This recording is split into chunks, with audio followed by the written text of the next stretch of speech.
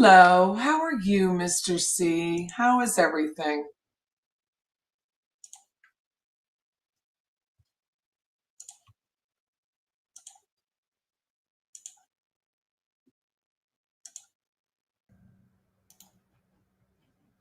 Hi, Michael. How you doing? How you doing? Hello. It just popped out like I was from whoa, like so Philly. How you doing? What you on? In Philly, they say what John, like what you doing, but it's what John, Jawn. What John? I watch this lady. I love her. Her name's Olivia Herman. And I think she's single. I don't even think she has kids, but she talks like she does live in Philadelphia and she does this whole shtick where like a Philly mom does. And the one was last year's St. Patty's Day. And it's my favorite one that she's done. Absolute favorite one. I'll see if I can find it because it's just so funny. Olivia Herman. And to me, it just sets up the whole, every time I watch it, like I could do a whole breakdown on this about why she's first of all, why she's so funny. But where's the one for St. Patty's Day? That's the best one.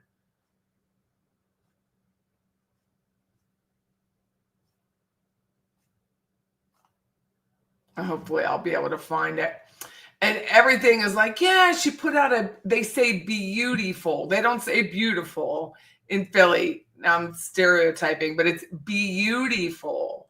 All the nuns, here it is. All the nuns that I had in school, beautiful. It's like, and I would be like, why are they saying like that? Why they got to talk that way? Why they? It's beautiful, Patty. It's so funny. So I'm going to have to backtrack. No, it was. I don't know if I could let me run it through. Very nice. Yeah. And do another one. But she's so funny. And to me, it's so Philadelphia. Delaware County, Mainline, Westchester. There's one point in it where I just giggle so much. And she goes, it was all. It's like, that's it. That's home. All what? Like, what are you alling? That's what she said. She was like, it was all. So perfect. Oh. Yeah, and Delco. Yeah, you know how they're redoing their kitchen? Listen, it's beautiful, but it still feels tight in there. Yeah, it's tight. Listen, I told Ron, we're not really going to talk. You know, we're doing ours. Yeah, he's down there hammering one nail a day. Yeah. I'm going to be dead by the time it's finished. No, it was very nice. She had a beautiful spread, corned beef and cabbage. Yeah, it was all. Yeah, she said it was homemade. Yeah, homemade my ass. No, Mayor, I swear I had tasted that somewheres. Yeah, my hand to God. No, my kids, no, they were eating like they never eaten a day in their life. Yeah. Oh, I was mortified. Mortified. Those kids, they're going to drive me a drink. Oh, yeah. On the way out, Ange goes, Ma, you think she got that at a deli? I was like, Ange, shut the fuck up. And is the Pope Catholic? For St. Patty's, we ended up at Cheryl's. Yeah, in Delco. She's like, it was all. So if you live there or you know Eastern PA, that's how they talk. It was all. It was all. So it's going to be all corned beef and cabbage tomorrow, I hope. God willing. We survived another storm here. Luckily, no tornadoes came through. So let me say hi to everyone. Hi, tennis girl. You're driving. Will you be safe? Hey, Susan. How are you? Hey, Brady. Hummingbirds are coming back. Get your little bird feeders out, your sugar water. Hey, Sandy and AC. Oh, you're waiting very patiently. I'm just going to read ChatGPT. I'm not a lawyer or a judge, but I wanted to give some examples about what I was talking about earlier today. Shocked by your live this morning. So sorry it's happening to you. Oh, well, you can't go on a microphone or in a camera without trouble. I mean, it's just not the day and age. Like you could back in the 80s. I don't know. But everyone who puts a camera in their face or a microphone in their face is up for issues. So don't be shocked. Do not be shocked. Hi, Moonchild. Hi, Chris. I'm glad you're able to join us. Hey, Shelly. Hello, Patty and Patty Cakes. We missed you Friday at Jerry's. I did have a seat saved for me, so I felt it was you, Shelly. Thumbs up. Thank you, Brady. Hit the like button. I am told I need to remind myself to ask for likes and subscribes. Likes and subscribes. Hey, Murder. Where do I find my glasses? Where did I find them? Summer Temu. This blue set I have, I didn't bring my purse in from the back. I didn't bring in my backpack from my truck, but I wear a pair of blue or purple. Some come from Marshalls. It just depends on where I see it. The black and white ones that I love so much, I really do like them. They came from Aldi. I can't find my prescription glasses, so I just have to run through the fake ones, the fake readers I have.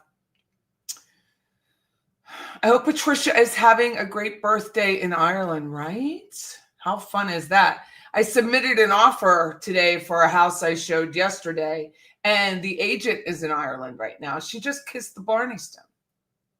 That's what she told me. Bless her heart. Hi, Wendy Bates. How are you? Hi, Lauren. Hi, B Rabbit. Hi, Mama Deeds. I do want to warn you that we are likely to have some not Patty's Playhouse followers in the chat today. I have been warned of people that want to come here and ask me questions. Just so you're just so it's all, I'm not obligated to answer anyone's questions.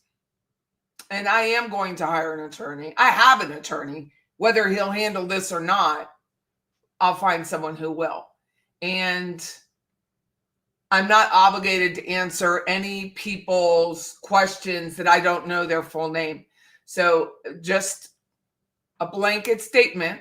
If I don't know your name, your real name, like your first name and your surname, I will not be responding to you. I just won't.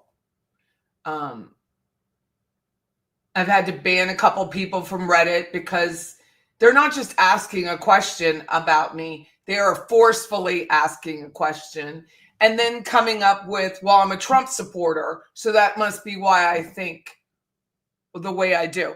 So I was going to use ChatGPT for a lot because I don't have law books, but ChatGPT will help you. So what does conflate mean? Let's have a little moment. So conflate means, let me show you.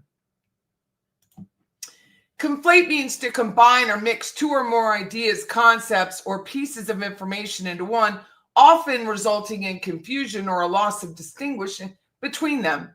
It can also imply that the combined elements are treated as though they are same, even if they are not. For example, if someone conflates two separate issues in an argument, they may treat them as one issue.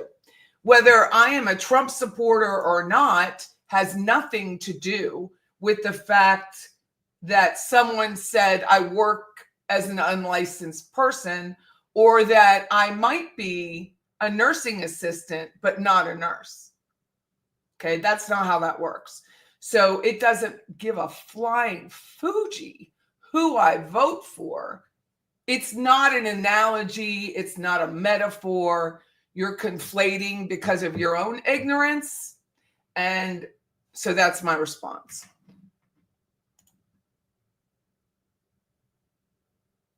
Yeah, well, I announced it because I don't have a worry about it. You know what I have a worry about are his friends of mine that have a Tesla and people are going around and scraping into the sides of the Tesla a swastika. That's what I have a problem with. I have a bigger problem than this. I mean, just because someone owns a vehicle or a house or has a business partner or a business doesn't mean you are entitled to threaten them. And I was threatened again today, but they wanted to use someone I love. And I'm telling you, I'm ready. When given a subpoena, they will give me your name. Their discovery is a thing. And if you are threatening my business or you're threatening anyone who works with me to try and tear down my business, you are going to be met with a subpoena. I mean, that's just it.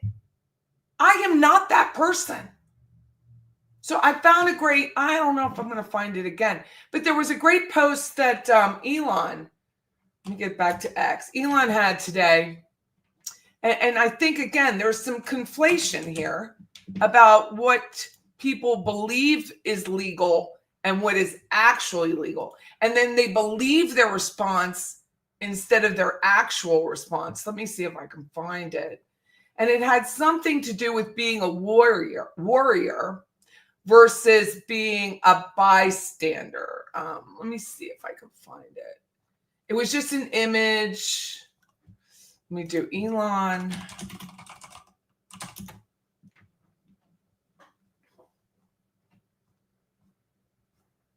And maybe it's a quote. I'll have to ask chat because I didn't save it. I was going too quickly. But it was talking about, I know what it was. It was about being a peaceful warrior versus a bystander is, I think, what it was.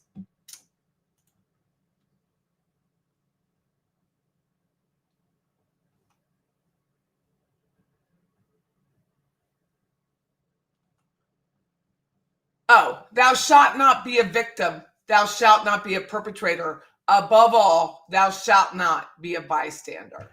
Now, that wasn't Elon's, but it's very similar to that. And I am not a bystander. You don't have a right to tear my business down. I don't know what state you live in, but this is Florida. And it is not easy on it. And I'm going to show you the case law to support what I'm saying. You don't have a right to threaten the people I love. You don't have a right to threaten someone's children. You don't have a right to interfere in a relationship like custody or an ex-husband. You don't have a right to do any of this, you two. And that is what you're doing. And I know it. I know it because I've received it. And I am not passive. I am aggressive. I will aggressively protect what I have built. You two lazy ass fucks are going to meet an attorney. So let's get to it. Let's just talk about what defamation is, coercion, blackmail, copyright infringement. Had to handle that today. Defamation, libel versus slander. Libel is a written or published statement. I want you to see it because people need to be careful. YouTube comments, posts, videos, a published false statement, especially from someone who used to have a nursing license, who actually is cited by the Arizona Board of Nursing for fraud in saying that she's a nurse and she's not. So she is not just implying, she wrote it. She wrote, I'm a nursing, I've never been a nursing assistant. I was a pharmaceutical tech when I went to nursing school, and she doesn't have to believe me. I don't give a royal fuck, but I will see her in court. Slander, spoken false statements, same thing. And she's doing it to hurt my business. She's not doing it as a parody. She's sitting there with an ugly hat on her head saying it. To be legally actionable, the statement must be false, published to a third party, and cause harm to my reputation. Okay? And I can prove the harm. Defamation per se varies by state. Some statements are inherently damaging and don't require proof of harm. In many states, falsely claiming someone lacks professional qualifications, such as being a nurse, falls under defamation per se. Cheers! Tortious interference. If they cause job loss or business harm, if the false statements affect your employment, your business, or your licensure, you might have a claim for tortious interference with a business of contractual relationships. And she didn't just say it once, did she? No, no, no. No, no, no. She did not. And you think that you delete this crap on YouTube, you are stopped. You are not stopped. Because again, there's a thing called discovery, and I will go bankrupt. And I don't care. I don't have a lot of shit. So losing a lot of shit isn't a big deal to me. I will go bankrupt proving this. What you can do, document, got that. Take screenshots. Thank you to all who have contributed. Record URLs and note timestamp.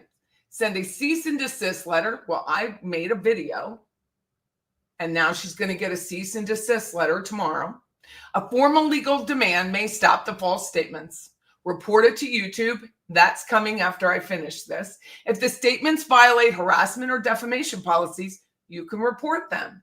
Consider legal action already in play.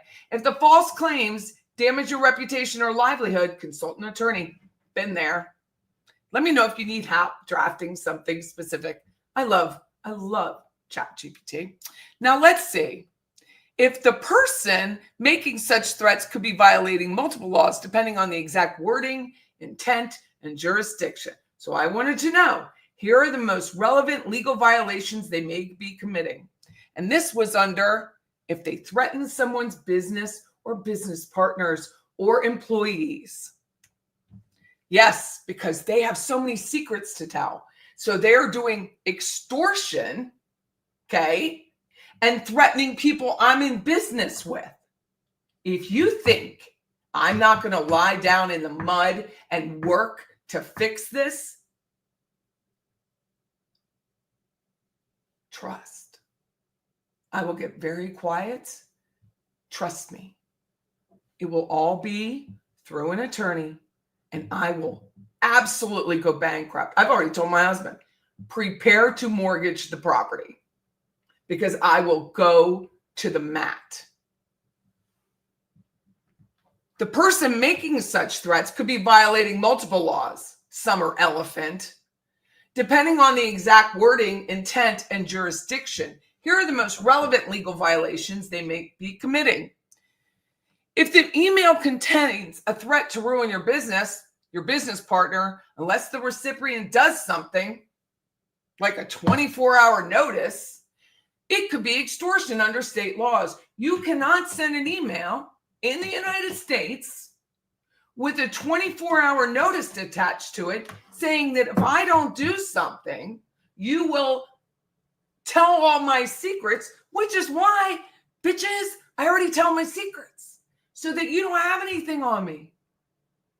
But you can't write that. You know why? Because I'm going to take everything you own. Absolutely everything. And I ain't talking to the chat, talking to you. If the email contains a threat to ruin a business partner, unless the recipient does something, guess what? Even without a demand, threats that coerce someone into acting against their will may still qualify. Criminal threats and intimidation. This is state. The other one was federal. Many states have laws against criminal threats, intimidation, or coercion, which prohibit threats of harm meant to intimidate someone into compliance. Recently, I was told that I was guilty of cyberstalking. Well, that's a threat you cannot support. I was told I doxed people. That is also a statement you cannot support. You cannot. Defamation, libel, or slander if they make false statements. If this person follows through with the threats by spreading false and damaging statements already there about the business or partner, it could be a defamation, libel if written, slander of spoken, both have been done. Tortious interference with the relationship. Okay, Summer Elephant 17 from Reddit. You're welcome into the chat, but I'm telling you, this is you. If they actively try to damage your business relationships by making threats or false statements to clients, vendors, or partners, this could be tortious interference, which is a civil offense. Emails for days, the little witch said. I don't even know if it's a female or a male, but you just opened a Reddit today, March 16th, 2025, to threaten me. You were banned because you're ignorant, but of course, screenshots are taken, and then you go to another admin to continue the threat. I'm not kidding you. I am not. Cyber harassment and cyberstalking. You literally came on Reddit to harass me. I am not kidding. If this is a part of a pattern of threats, intimidation, or harassment via email or online platforms, it may qualify as cyber harassment or stalking. And how would you have my emails? That's a bigger question, which is illegal under both state and federal law. What can be done? Document. I never trash an email. I don't delete. Send a cease and desist letter. It's coming. Report to authorities. They won't do anything, so it's going to be handled civilly. Consult a lawyer. I shall continue. If there is a group threatening to expose personal information or secrets to your ex-husband in an attempt to damage your relationship or interfere with the ability to see your grandchildren, they could be violating multiple laws depending on the circumstances and jurisdiction. Here are the potential legal violations. I'm going to have to breathe.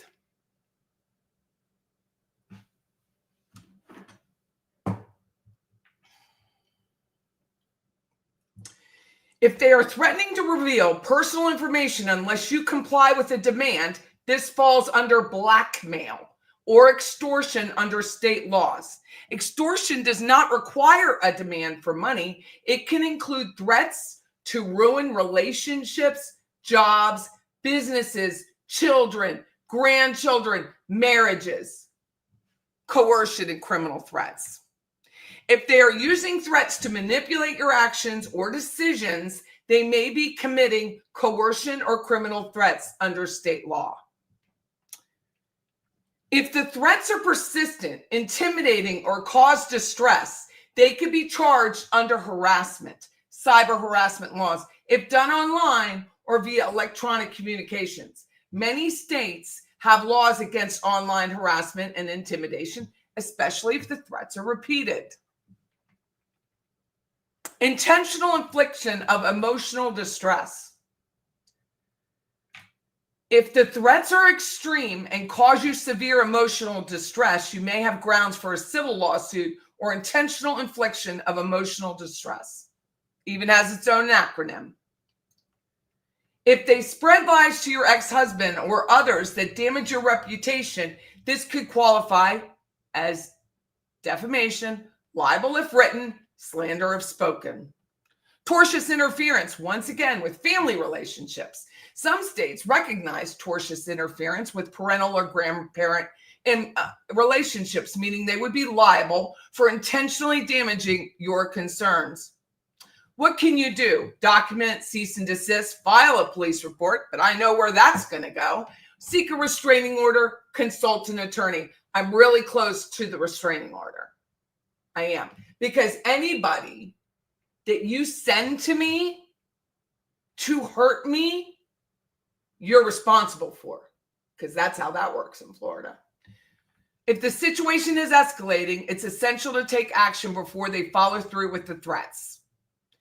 If the threats and harassment are motivated, is this a hate speech thing? Because I'm a churchgoer.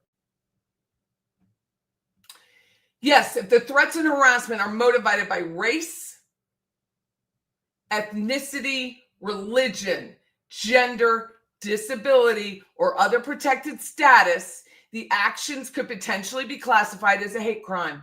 And I'm not the only one involved in this. So you two better watch out when this is concerned, especially under the guise of justice for Dan Markel. That is where I am beyond so disgusted. It is so hard for me to contain this. It is so hard. Because this has nothing to do with Dan Markel, and you really should keep the name out of your mouth unless you're willing to stand up for what you did. Under federal law, in many states, a crime is considered a hate crime. I read that. Potential law violated if hate crime applies. Federal hate crime, 18 U.S.C. 249, covers threats, harassment, intimidation based on protected characteristics. If multiple people conspire to threaten or intimidate you, it impacts your rights. State laws. Many states. Pennsylvania is one. California is the other. Have specific hate crime statutes that enhance penalties if a crime is committed with a discriminatory motive. If threats are made online, motivated by bias, do you understand Glenn Thomas? Do you understand Summer Elephant 17? Who I vote for, what religion I have is not of anyone's concern but my own. And guess what? I hate to tell you, but we won, okay? What you can do, document the threats, report to law enforcement, report to the FBI. They don't have a go team ready to waiting for me, I have to tell you.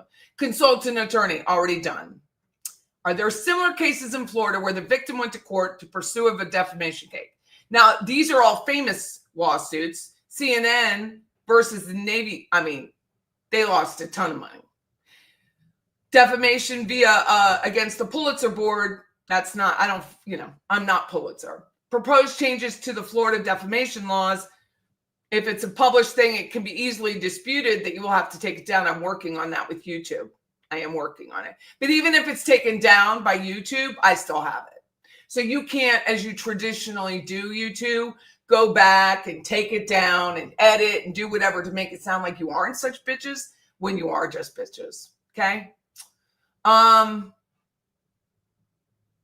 Anywhere with the group, then it repeated itself. And then I asked, any cases where the group person defaming was not famous, because I'm not famous.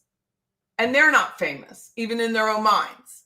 Yes, there have been defamation cases in Florida where private individuals have sued other private parties. DiStefano versus Advent Health System, which I felt like I was kind of part of. DiStefano, a physician, sued Adventist Health System for defaming after the hospital reported him to the National Practitioner Database alleging improper conduct, claimed these reports were false and harmed his reputation. The court found in favor. Gersten V. Doe. This is an anonymous blogger. Attorney Stephen Gersten filed a defamation lawsuit against an anonymous blogger who published false statements accusing him of unethical conduct. The defamatory posts led to a loss of clients and damage to his law practice. The court ordered the unmasking of the anonymous defendant and awarded him damages. So if you think you can behind a Reddit person or your fake moniker on YouTube, you can't. You can't. And that's where just absolute ignorance of social media comes into play. Lucas versus the White Pages. Florida resident sued the White Pages alleging the company's background reports contained false information leading to personal and professional harm. It's true. And then I wanted to know about Oscar Wilde, because clearly these people do not have the ability to share YouTube. It's the dumbest thing at it. And I asked him, I heard a quote yesterday when I was at Mass, because I go to Mass daily. And you know why do I go to Mass daily? So I don't do stupid things like you guys have done. That's why. I go for my own peace of mind, and I go because I love God. And I want to. And I get joy out of it. And I have great friends. And I'm not apologizing for it. I will never apologize for that. I'm a cradle Catholic who actually tries really hard to practice it, but I'll be damned if I'm going to allow this to occur. The specific quote I was looking of from Oscar Wilde was, the rose is the queen of the flowers, but the violet, the lily, and the other flowers have their places in the garden. A flower does not compete with another flower, but weeds do. On that note, I am done with this. I will not answer any more questions because I am going to an attorney. I am not just doing it for myself, but there are other anonymous people that are affected by this nonsense, and I'm going to go for that. If it was just me, I wouldn't care so much. I really wouldn't, because you can't hurt my business. I work off referral. They already know I'm with Trump, or I'm with Elon, or I'm with hell no taxes. That's the one I'm for. They already know that. I'm an anti-tax, anti-property tax, anti-any tax. Anti. Tariffs all the way. We shouldn't be paying any taxes. Why should I have to rent my property? Why should our grandparents still be paying property tax or an inheritance tax so that someone gets SNAP benefits? I'm about helping people, but that's not how this should work. My grandparents shouldn't have to pay property tax to support illegal cameras on Charing Cross Road. Shouldn't happen. So I don't care what you think of me because of my politics. I'm a libertarian, and I am a really strict libertarian. I have no time for bureaucrats making policy changes on what light bulbs I use. That's none of your business. Or whether I'm allowed to use a gas stove in New York City because I have a round burner versus a square burner. I mean, that's really kind of minutia, because they're saying more carbon monoxide's given off with a round burner than a square burner. Are you freaking kidding me? I drive a 92 Land Cruiser that's metal, and people pull out in front of me. It's a heavy ass car. And all these super lightweight cars, I could kill someone if they pull out in front of me, because their cars are so lightweight. They're not safe because you're worried about emissions. I mean, it's insane. So those are the things. That's my politics. Leave me alone. See the pattern of behavior here? Don't hurt my friends, because my friends may not have the balls that I have. That's not putting them down. That's just they have other things to worry about. I don't care. I need a cause. I really need a cause. And you've made this about me. I started it when I showed what a nasty person throws a gift away on camera. And I don't apologize for that. I really don't. And I don't apologize for not responding to your email after I watched all the videos where you trashed me. I'm not responding to that. There is no obligation for me to respond in writing to anyone. And I do it very little. If your full name is not included in an email, I do not respond to the emails. I get a lot, and people are probably like, she's not responding to me because you didn't put your name in there. I want to know who I'm dealing with. And so when I look up someone on Spokeo or People Search or Family Tree or Ancestry, it's because I want to know who I'm dealing with. I want to know where they live, their phone numbers if I need them. I want to know who I'm dealing with. Since I started this YouTube, I have been under threat. Since I started it. Does anyone even understand that? Some of it may be my own big mouth because I don't toe the line. But I can't, it's not my way.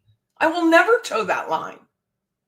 I have been under threat since Charlie's trial. Someone has been like, you can't say that. You're not the, I'm not the OG. Who the fuck? Who made these rules up? I know who made the rules up. The person who doesn't follow the rules. She made them up. They're her rules. Let her have them. But I'm not following your dumbass rules. I'm not. I have no respect for you. I have no respect for either of you. I have more respect, and I'm really, really, really rethinking my issues with Rob and TSP. It's just my imagination, but I think whoever did that, he was egged on. I don't even believe the man, he could have done it himself, done the decapitation video, but it's really right now, after this weekend, making me think maybe he was egged on. Maybe he really cares for one of these two women, and he was egged on. And he just was protecting this person that he cares about. I can respect that. What I can't respect is how he did it. And furthermore, I can't respect if he was egged on. Because egging someone on to do what they did is also falls under all of this. And if I can tie that video back to the other stuff that's been received this weekend, I will. That's where discovery comes into play. You can't delete enough. I didn't go to cybersecurity school for 2 years to know you can't delete enough. You can't. Google has it all. Chrome, YouTube, Reddit, Instagram, Patreon. You can be behind a paywall all you think you can. It's not how it works. It's why I don't delete. Why would I bother? I don't think I've deleted one video since I started this thing. I don't think I've deleted any videos. Because what's the point? It's already out there. Either someone's going to clip it, save it, download it, make fun of it. And I have to say, maybe we should ask ChatGPT, is parody illegal? It is not. Parody is not illegal. They can make fun of your hair, which I get my hair made fun of all the time. They can make fun of my skin. They can make fun of me. They can make fun of my name. They can call me Fatty Patty. They can do whatever they want because it's parody. And this is not Afghanistan. It is, or Germany, no offense. This is legal, or England, my beloved England. This is legal. Memes are legal. Parody is legal for now, but it is. It is covered. If you don't want to be made fun of, don't go on YouTube. If you don't want to be made fun of, don't go on Facebook. If you don't want to be made fun of, certainly don't go on Reddit. Don't. Because you will be made fun of the second you put your face in front of a camera, or in someone's case, the second you do this and just have your voice out there. It's part of the game. I mean, you know who I really love is Lady Gaga. Before Lady Gaga decided to be a celebrity, she studied celebrity. She wanted to know the cause, the effect, the side effect. Why were celebrities dying? Why did they go on drugs? Why did they? She really studied it and she talks about it. And I thought it was brilliant. And I'll tell you, I've told this story before. I was huge. I was 315, 320 pounds. And I had decided I wanted a reality show. I was going to get a reality show.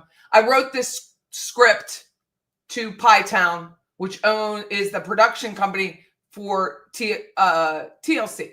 Is it TLC? No, it was HGTV and TLC. So it was Pytown Productions. I wrote this fantastic script. COVID saved me. Let's put it this way. So I wrote it. She called me back. I'm not even kidding you. The next day. And I was like, I always let it go to voicemail when I don't know someone. So I let it go to voicemail. I was like, Scott, they're replying. He's like, Patty, don't answer it. He goes, Patty, don't answer it. Patty, don't answer it. I was like, okay, well, I'm going to answer it because I mean, it was nice. So I called her back and she's like, yeah, I've seen you. I looked at your social media. You have a great idea. We need blank, blank, blank, blank, blank.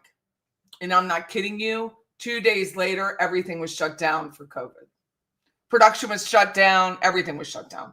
And I was like, oh, well, there it goes. Like, there goes my opportunity. And then I thought, I love the Holy Spirit. And I always think things happen to me or don't happen to me. And I always say, Holy Spirit, stop this. Holy Spirit. And I was like, oh my God, Scott, I'm fat. How would I get on camera?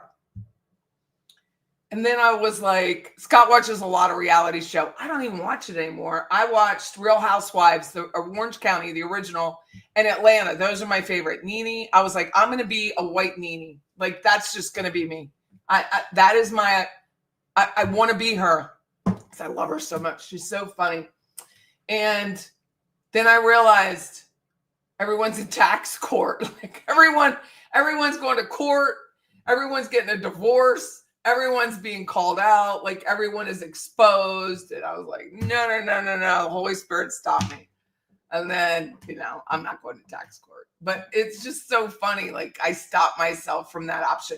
But you have to understand, like, the second, even on YouTube, you put a camera in your face and a microphone near your mouth, just like the radio show, parody can come from that. People can make fun of you. I personally enjoy it.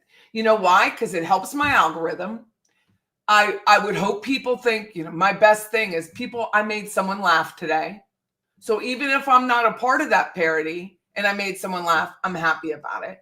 But what's irritating is when you take something and people take it so damn seriously. Like, I thought the Jeopardy parody with Jibs and Jabs was absolutely hilarious. I mean, spot on funny. And you got to laugh at yourself. If I could wish anything on these two women, besides reading that about flowers in a garden, and flowers don't compete with each other, but weeds do. Oscar Wilde didn't say weeds. I'm saying it. He said, you got to laugh. How hard is it to go on camera every day being worried about who's making fun of you?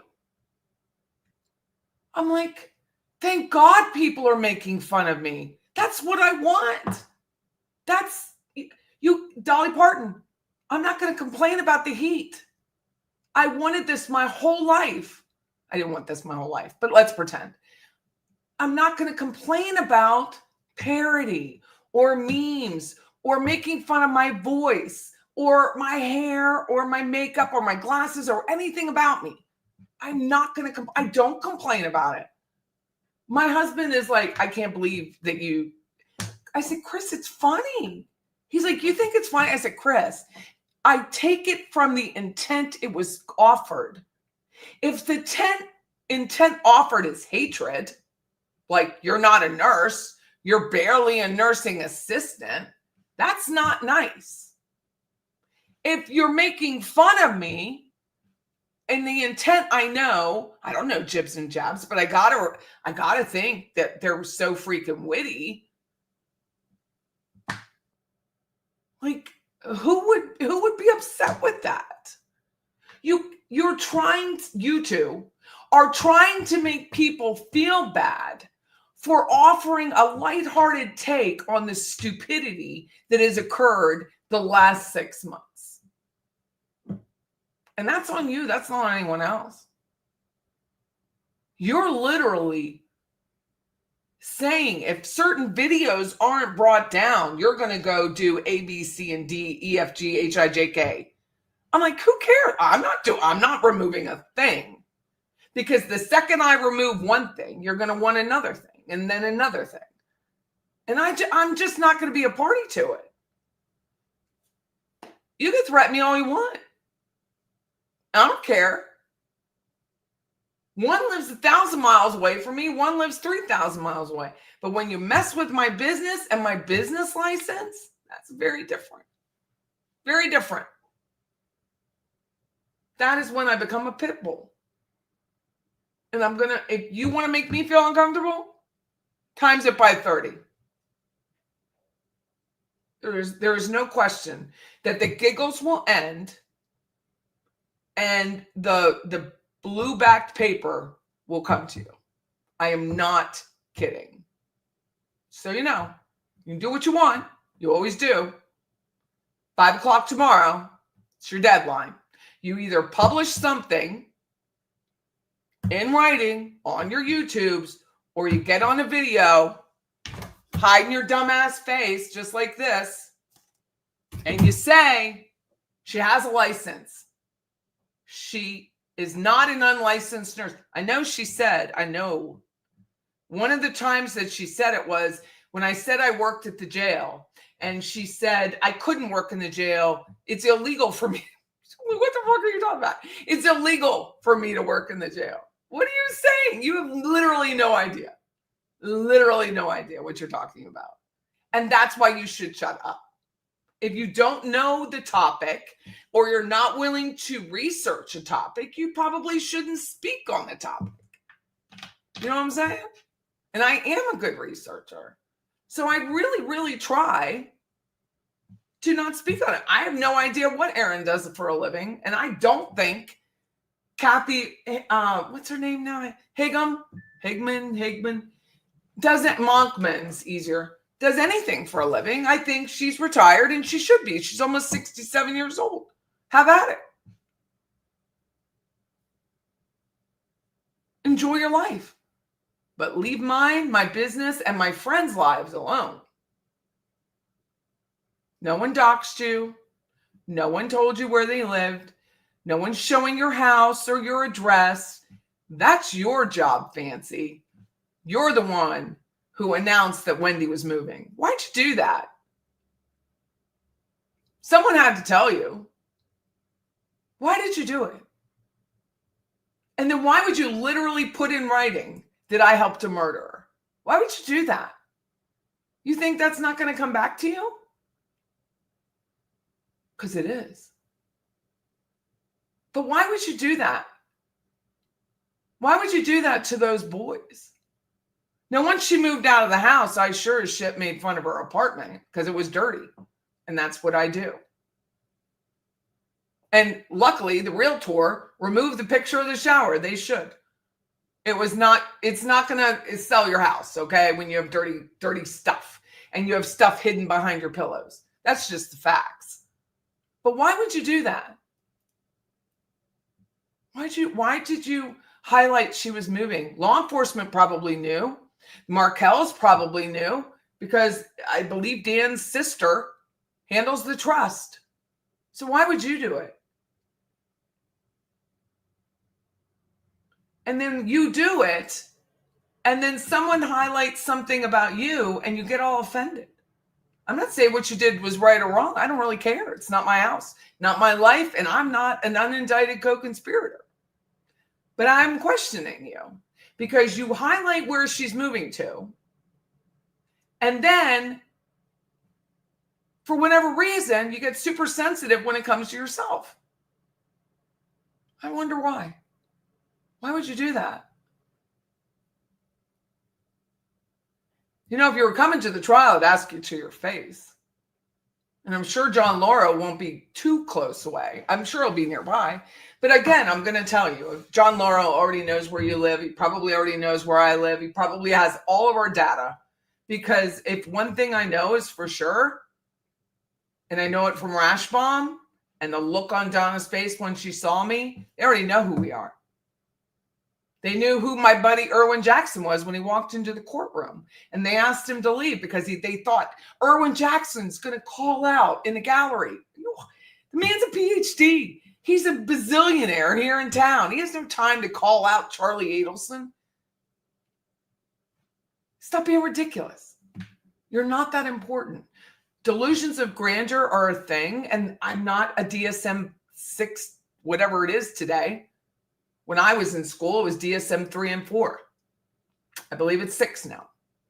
But why would you announce and put the Markel boys at risk? Why would you do that? I've thought about that for months. Why would you do that? Why can't they just have a life?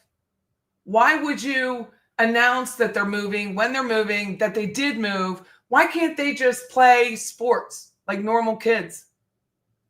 Why do you have to contribute to it? And who told you? I'm really curious. I've been curious about that for a long time, because you have no problem messing with someone's kids, apparently. I mean, you did it. And the Markels still back you. You have a relationship with them. Kudos to you. It's wonderful. I love Miss Markel. I love her from afar. I find her absolutely fascinating woman. I have her other books. She knows so much about life, and she's handled it with such grace. But why would you go at Wendy like that and announce her move to another state and town? She's not under arrest. She's not skipping the states. She has teenage boys who probably just want to live a life. Even if not for all that for them, why would you do that? I don't know that I'll ever get an answer, but I will. I'm very, very curious how you so easily go after someone else's children. And to say you didn't, well, the videos you took down prove the opposite. That's the depth that you will go to either be number one, be the OG, be whatever it is. I don't even have a name for it anymore. But you're going after other people's kids, and maybe they just wanted to go to a town where the kids weren't known. Maybe that would have been nice for them. I'm just curious. I wonder if the chat's curious about it. People have asked me, do you know where she is now? Yes. And I do not feel comfortable disclosing it. I know other people have, but I do not. First of all, the boyfriend, bless his heart, I pray for him daily. And I mean, I do. Because he obviously loves her and has no idea what's about to hit him. So I do pray for this man, because I can't imagine being that blind. But let's pretend. Blindly loving someone. I mean, if we all could experience that, it would be amazing. Maybe we wouldn't be on YouTube slamming other people. But here we are. Two boys who have been through a lot, transplanted out of the state that they may or may not love. They may not. I don't know if they loved it here. I don't know them. But I know I was told not to make fun of Wendy in her dress because it could hurt the boys. And yet here you are, disclosing that they moved out of state into what town they live in.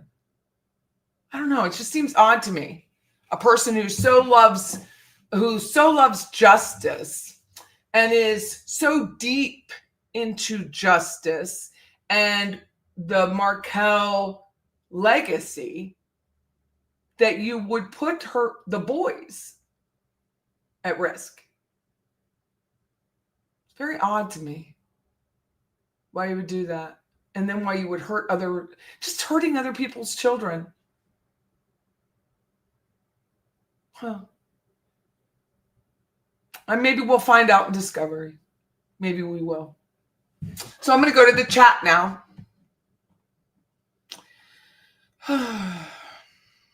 I'm sure there's a lot in there.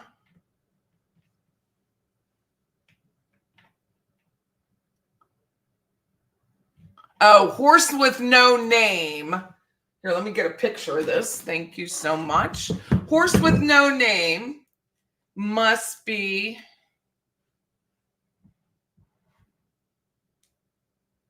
summer elephant. Welcome.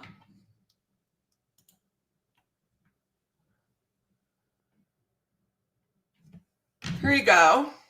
I have to take a picture of everything this person writes. So, okay, good.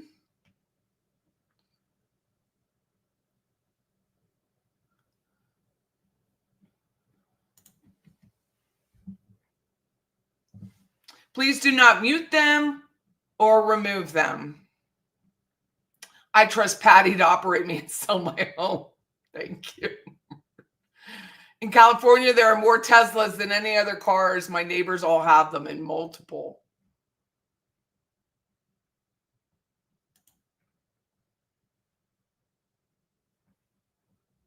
Thank you, LJ. Is calling you Patty's Pigpen a legal mistake on my name? Troll alert, it's perfectly fine. I need everything this person has written. It's disgusting that people have a right to damage someone's property or children or husband or job or business or house. Thanks, lady. It's not a lie unless you believe it. It's funny. So you got kicked out of the chat the other night. Oh. I voted Trump. I do support Trump, but I'm so unfollowing all of you. You're all going against each other for views. What? Bye. It's like, you don't have to announce it. I don't even understand it. You do not have to announce. I mean, I understand that people do announce it, but it's okay. It's okay. Hi, Jody. So the mean girl's way of attacking you is to use device. Yes. So that's what I wanted to ask Chat. Let's ask Chat about splitting. Chat, using the DSM. I know we all have our theory about the DSM, but it's what I have to offer right now. DSM, what is the diagnosis of borderline personality? Just to see. I just want to know what this means. It's the DSM-5, so I was incorrect, and I usually try to say when I'm incorrect. Borderline personality disorder, it's just a random diagnosis, is defined as a pattern of unstable relationships, self-image, and emotions, along with significant impulsivity that begins in early adulthood and is present in various contexts. A person with BPD, borderline personality disorder, might experience difficulty with emotional regulation, intense personal relationships, and a sense of identity.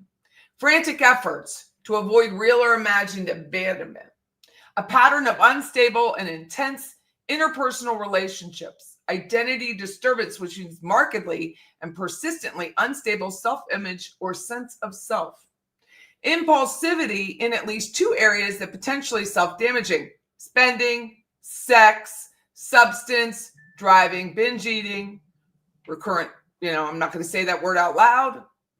What's the other one? Affective instability due to marked reactivity of mood or anxiety, chronic feelings of emptiness, inappropriate intense anger, transient stress related. It's hard to fix a BPD. What is the diagnosis, Chat?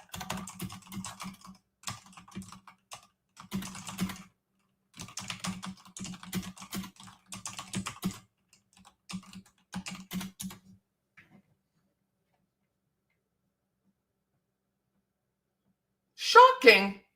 I learn something new every day. The diagnosis most commonly associated with splitting. I'm just a nurse. A defense mechanism where an individual sees people or situations as either all good or all bad with no middle ground is called borderline personality disorder. Splitting is one of the hallmarks featured in BPD and refers to the tendency to view relationships and people in extremes. It's just a random Sunday.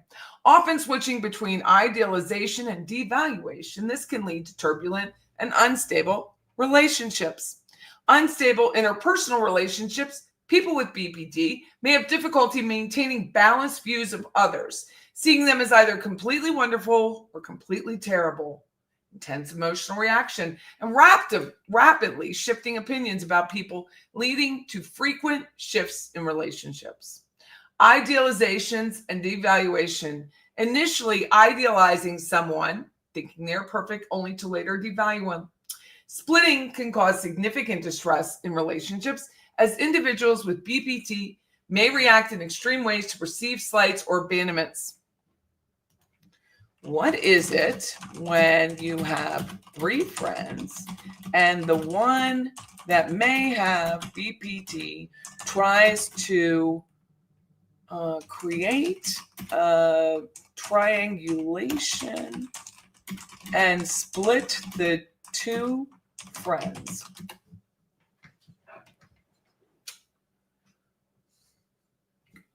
How would I know this? I'm like I was a nursing assistant. When someone with borderline personality disorder attempts to create triangulation and split friends, it means they're trying to manipulate the dynamics of the group by putting two people against each other, often to gain control, tension, or validation. Triangulation is a common behavior in people with BPD and occurs when the person with BPD involves a third party, in this case, one of the friends, in a conflict or issue between two people. The goal is often to create divisions or conflict within the group, which can feed into their need for validation, control, or sense of security. Golly, I just, don't know anyone like that, do I?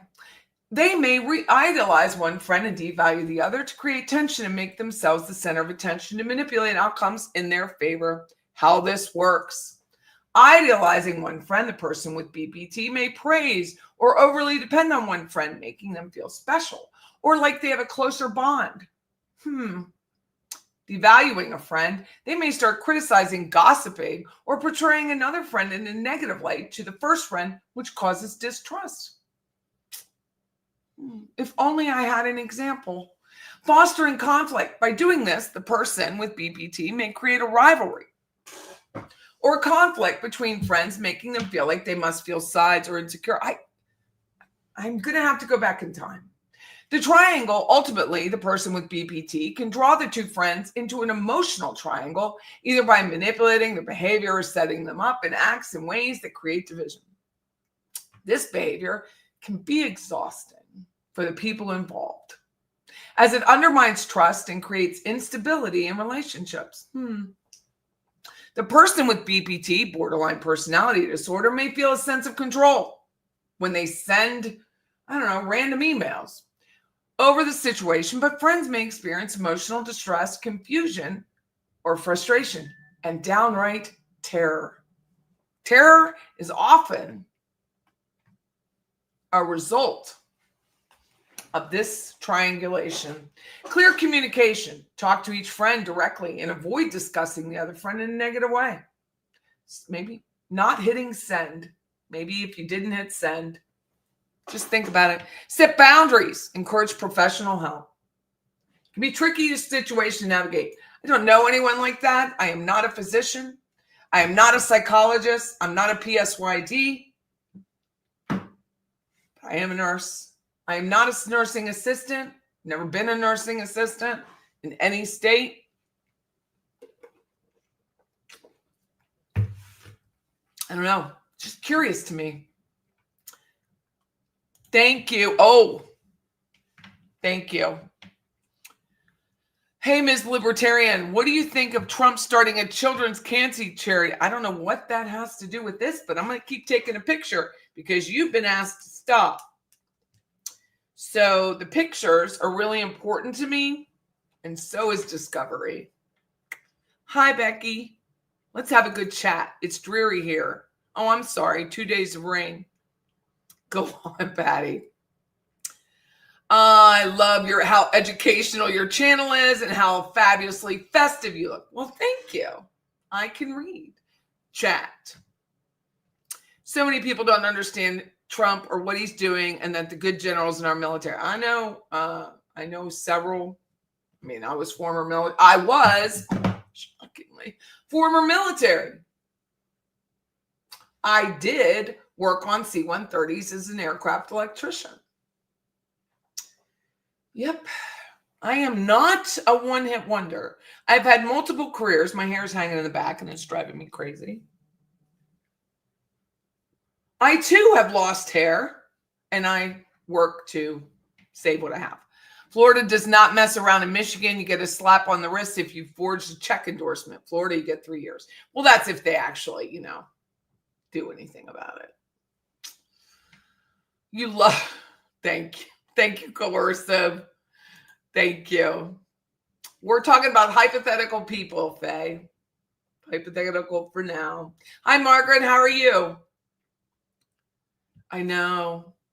People who put threats in, like, what personality would do that? See, let me ask chat.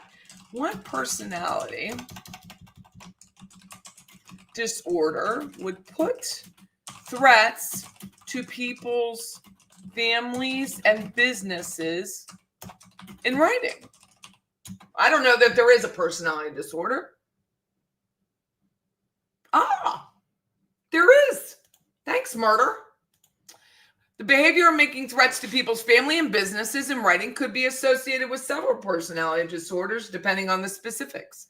Characteristics: individuals with ASPD, antisocial personality disorder, we're getting deeper here, exhibit a disregard for the rights of others, often showing manipulative, deceitful, and aggressive behavior.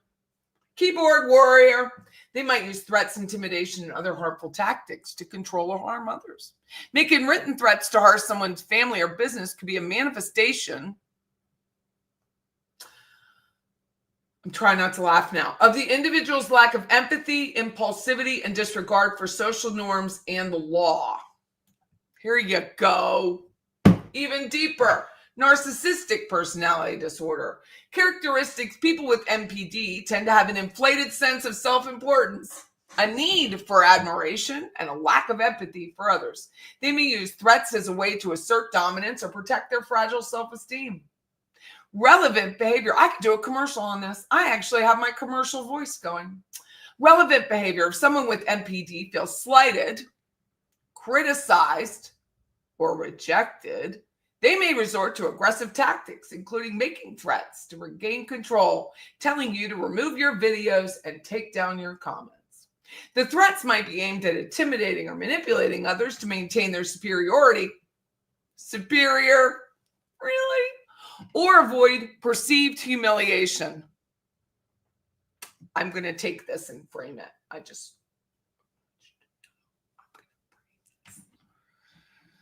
Borderline personality disorder again. I think we see a pattern about people who are online. It's not, you know what I'm talking about?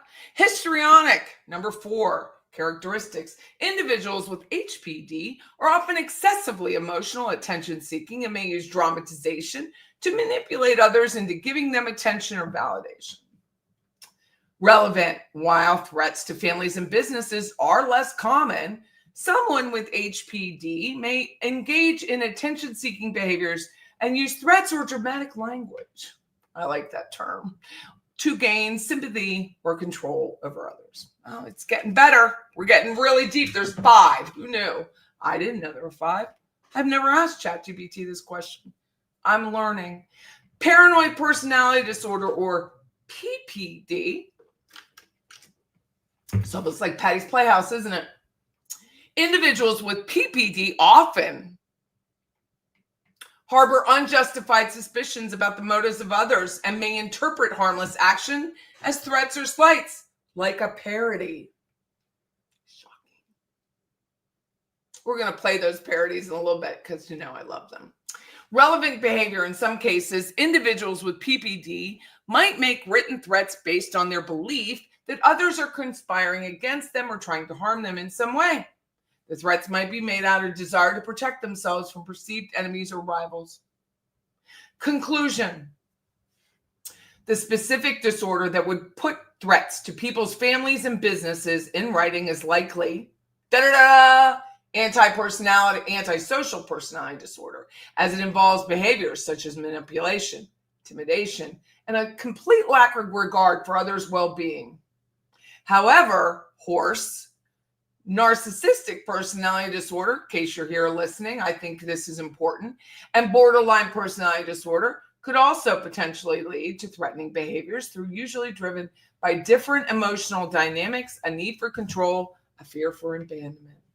In all cases, such behavior is harmful and may be illegal. What? Illegal? Particularly if it involves harassment, blackmail, or unlawful actions. Seeking professional help, both for the person making threats and the person being threatened, would be a crucial step in addressing these issues.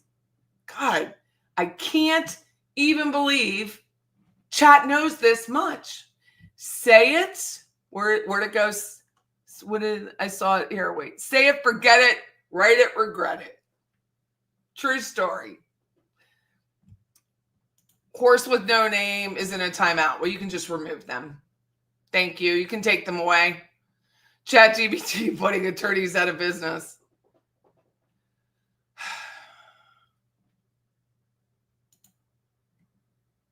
So many people don't understand. Oh, Lauren, that is so true. Good generals in the military ask them to run. I mean, you can't. People don't understand. They just don't understand policy. You can't send, I have transgender friends, so before anyone gets on me about it, you can't send transgenders, they don't deploy. You can't send them to Afghanistan for their own protection. You can't.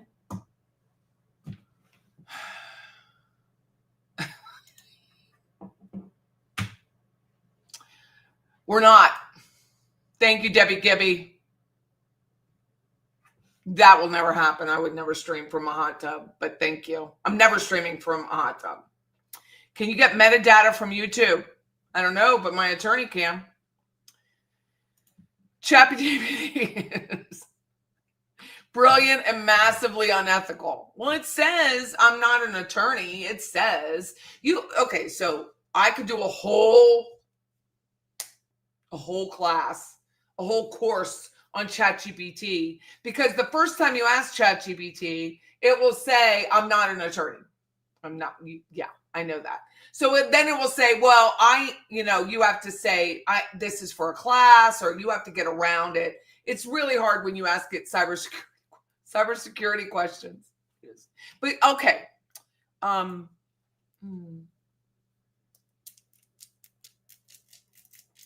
shall I say this? I referenced it earlier that I was accused of cyberstalking my ex-husband, which didn't happen.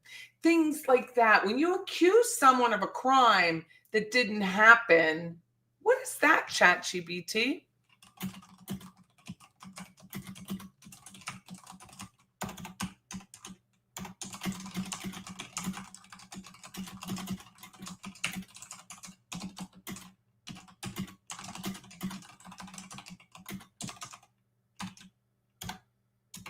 So I accused of cyberstalking and it never happened and I was never charged. Can this be challenged civilly? Yes, it can. If you were accused of cyberstalking but were never charged and the accusation was false, you may have the option to challenge the accusation in civil court. In a civil case, you could pursue a defamation lawsuit if the accusation caused harm to your reputation, emotional distress, or other damages. Potential legal actions: defamation, false light. I had no idea this was the thing. False light: if the accusations have portrayed you in a false light that is offensive to others, you could potentially file a claim for false light and invasion of privacy. This claim focuses on how a person's reputation or public perception, and I am a public person, harmed by false or misleading statements. Here you go. This is the one I think that comment might qualify for. Because then she brought up my attorney. And then she said she was going to go to my past attorney and talk to him about it. Not exactly the smartest maneuver, but, not all of us are non-nurses. If the accuser's actions were outrageous, extreme, or intended to cause emotional distress, you may have a claim for intentional infliction of emotional distress.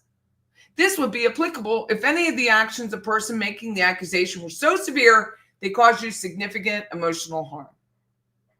Harassment or malicious.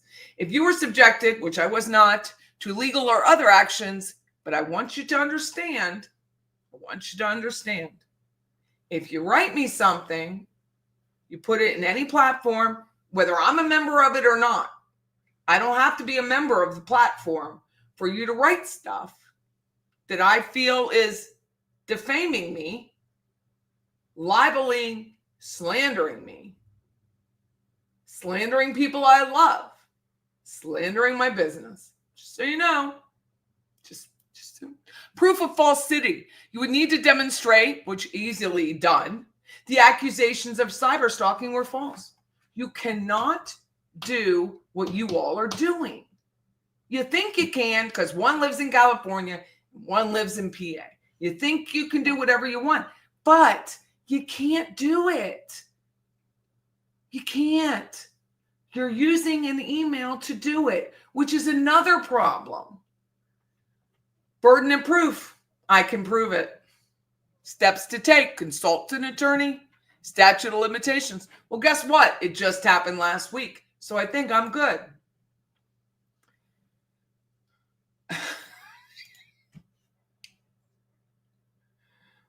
Oh, balls. You have them too. Thank you, Seagate. Hi, Greet. Hi, the two. Hey, I love The Godfather. Okay. Patty's gonna get I just don't understand why someone go after. You can take the YouTube thing and take it as seriously as you want. When you go after my family, my business, my children, my friends, very different life. It's a very, very different life. And I have no idea what would possess people to do that. But if they're going to do that, they're going to do a lot of things. And so I'm going to have to do what I want. Yeah, I know. She did. She did. It was funny. Oh, what? I was also accused of things that the viewers say. Send me screenshots. Send me screenshots. Thank you. Hi, Laura Blake. I love the name Blake. There's a Blakely, Georgia, and I was like, God. If I'd have heard that name, almost 40 years ago, I would have named a kid Blakely. I love that name. Yeah, I never called her a drunk.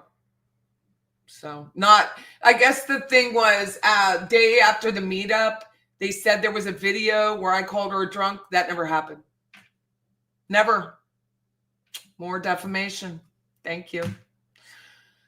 Where did they post all this stuff about Patty? Was it Reddit? You don't go on Reddit. Oh, it's everywhere. It's everywhere.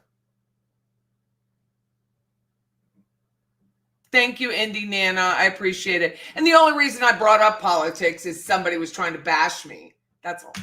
It's not that deep. Hi, Mia. How are you? Yes, I'm trying to breathe, Kimber. It's hard. Yeah, I don't appreciate... I really don't. I appreciate you, Mia. I wasn't saying you. I just don't appreciate when... And I would think... I would think that people would know that I'm not a pushover. I'm not a bystander. I don't own a lot of stuff, so you can't take a lot of stuff. But what I do own is precious. And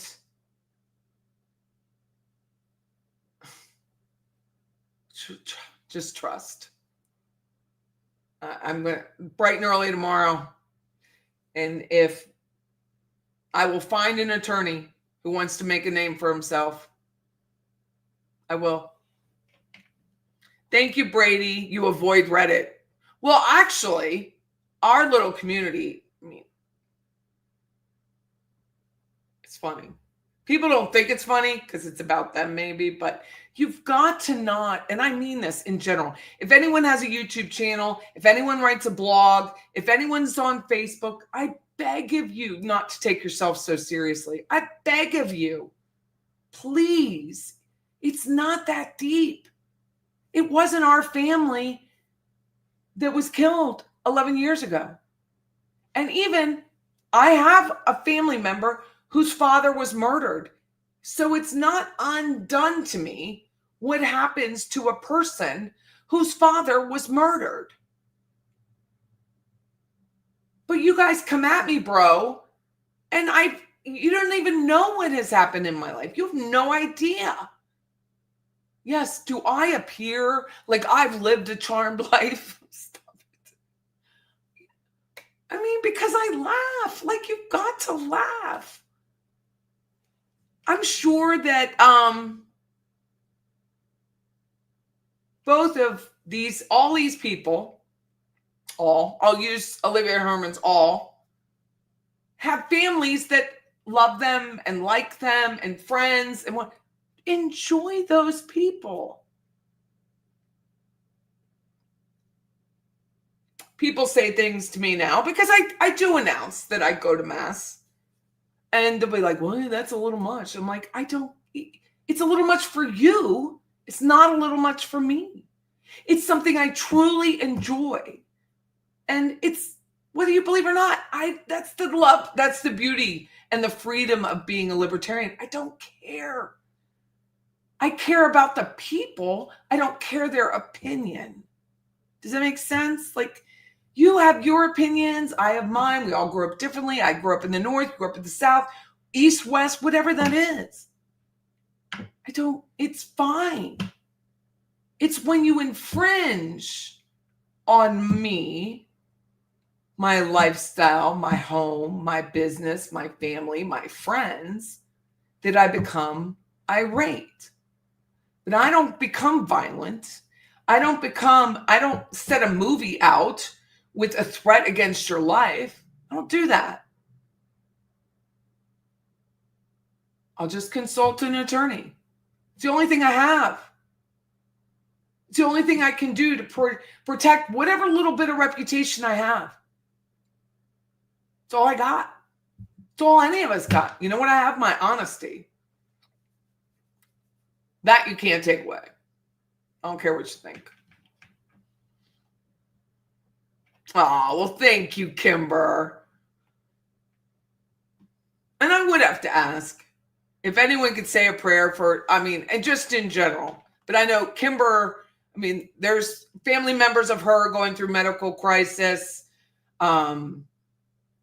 Several of the other, like Susan's husband, there's just so many. And if you were a praying person or a meditating person or a combination of the both, I really wish, and with my whole heart, that you would say a prayer or a meditation for these people, whatever you believe in, because a lot of people in this community need it. And I do ask that sincerely. I'm going to the best I can. I am willing to go bankrupt for it. Like, that's how serious I am. Decapitation is extreme. Hi, Wesley. How are you? Happy Sunday. It's like, hi, Michael Manley. Aren't you a cutie? So I can say it, the origin. So I always like to do it briefly, but I'm so bad at it. So last November, Charles Adelson was convicted of the murder and a conspiracy to commit murder of Dan Markel, who was an attorney here in Tallahassee. He was a professor at FSU, and he was beloved by his community. Charles Adelson was convicted for the death of his brother-in-law, and hit people, because there were three, Luis Rivera, Sigfredo Garcia, Catherine Magbanua, were also convicted of this murder and conspiracy. So Charlie was convicted. A few days later, his mother was arrested. So that was November 2023. November 13th, she was arrested. The following November, I don't know the date, Donna Adelson, Charlie's mother, who was part of the conspiracy and is now charged with conspiracy and murder, was to go on trial. Well, she had an attorney who liked to play both sides of the fence. And my line is, Michael, is you can't ride two horses with one ass. Well, Daniel Rashbaum, her attorney, did just that. He tried to represent the whole family, the same family, each person in the family, without having a conflict, and you can't do it. Violates the bar, which is the National Association, the attorneys, the bar license, which he still has, and it pissed me off. So unbeknownst to me, I don't pay attention to other creators because I'm not entertained by them. I watch people who entertain me and like me and give me good information. So if I subscribe to you, it's one of those three. So we were to I turned Daniel Rashbaum into the bar. And the only reason I did it is because I'm not a bystander. I heard people for like a couple days say, I'm going to do it. I'm going to do it. I'm going to turn them in. I was like, no, you're not. No, you're not. I never believe anyone when they say they're going to write a letter or sign a petition or protest or do anything. I never believe anyone. If you do it, that's great, but I just do not believe you will. I believe that very few personalities actually go forward and do it. And I have that personality where if I believe in a protest, I'm going to go protest. If I'm going to sign a petition, it's because I mean it. So I wrote a very brief letter referencing the issues with the trial of Donna, the wasted money spent on the trial, the wasted time, and just knowing what he did was incorrect, and he did it anyway, which is just hubris. In my opinion, as a layperson, oh my, I had no idea that that was going to piss so many people off. It pissed content creators off.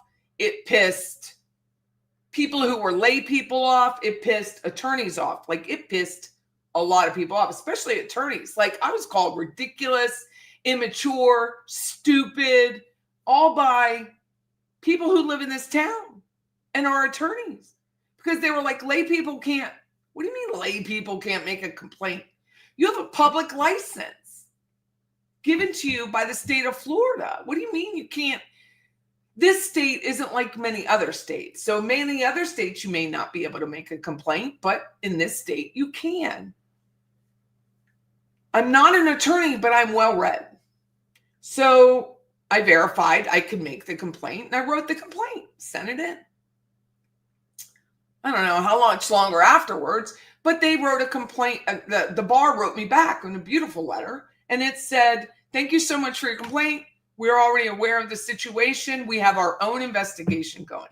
Now, I didn't think too much about it at the time, but after speaking to a couple bigger, much larger content creators, it confirmed, I don't know why I didn't think about it, that there was, in fact, an investigation against Dan Rashbaum. But if you look today, there's nothing under the bar website that says anything has been found or not. So he's still maybe under investigation, maybe not. Who knows? One of the content creators is Katie Cool Lady, was her name. And I had met her the year before when Charlie was going. Yeah, Charlie was going to trial, 2023. And didn't really hit it off. We'll just say that. I didn't have a YouTube. I didn't even know about you. I didn't know that there were true crime YouTubes on YouTube. Like, I didn't know. I had a little YouTube where I posted like our real estate tours and that kind of thing. I was like, I had posted I have a radio show, and I posted our radio show on it, but I kept getting copyright dings because we use licensed music in the show because it's on the radio. But YouTube doesn't recognize that we pay for that license. So I had to take them down.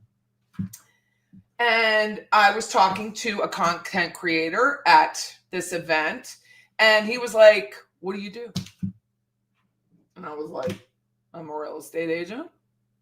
And he goes, well, what else do you do? What do you do for fun? Like, if I were to move to Tallahassee, this is exactly what he said to me. If I were to move to Tallahassee, what would I know you for?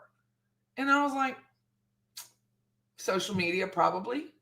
And he said, really? And I said, yeah. I said, I have some Facebook groups.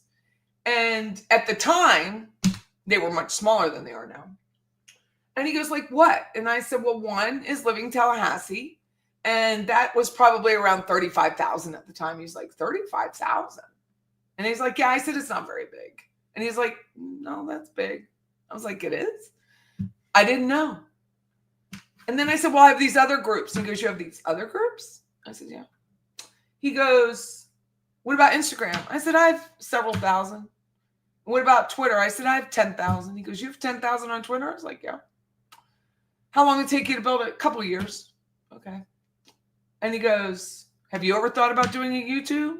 You have a nice voice. And I was like, oh, I told him I had a radio show. And he said, would you ever do, how long have you had the radio show? At that point, it was 7 years. And he's like, 7 years? I'm like, I'm repeating myself, like 7 years. And he goes, really? And I'm like, yeah. No one ever says anything about it. They don't say that's a big deal. It's not a big deal. So I don't take it as a big deal. It's like, I have a radio show. Just like I put my pants on. Like, I love McDonald's. That's how I take it. And he was like, really? You should have a YouTube. And I was like, really? Why would I say? And he goes, well, you love crime. And I was like, yes, I love crime. And he's like, well, he goes, really? All you need is a microphone and a computer. I'm like, well, I already have that because the radio. I said, that's all you need? I'm so naive. He's like, yeah, that's all you need. And he's like, you'll do fine. So I started YouTube. And then, it grows. We have I take it as we have like a community here, Michael, that I, again, have no idea what I was doing. My girlfriend, she goes by Lala on YouTube, real life person. I've known her for decades now. It's hard to believe.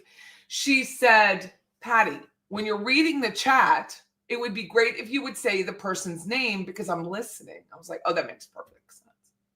And she goes, if you could concentrate on the chat more, that would be fabulous because I'm listening at work. And I was like, oh, I can do that. I didn't know it was a thing. I didn't know that reading the chat and talking to someone in a microphone and talking about crime was a skill. Like, I didn't know any of this. And she goes, yeah, it changes the way, like, I can imagine, it's more radio-esque, and I said, oh, that's easy. I could do that. So I did it. And the community, we have a lot of the same people in the chat. The numbers grew, bless it. Like, I'm so happy about that. You have no idea. And I was like, I am good. This is what I said to someone last night. I said, what I'm good at is creating a community. That is what I'm good at. Whether it's a real estate brokerage, whether it's Facebook, whether it's Instagram, whether it's Twitter, I am good at creating community where people feel like they are able to express themselves and their opinion without being laughed at, mocked, and that each opinion will be heard, listened to, something. It may not agree with everyone. Those aren't my things. Like, I don't care about that. I don't create scandal out of someone's opinion. It's not who I am.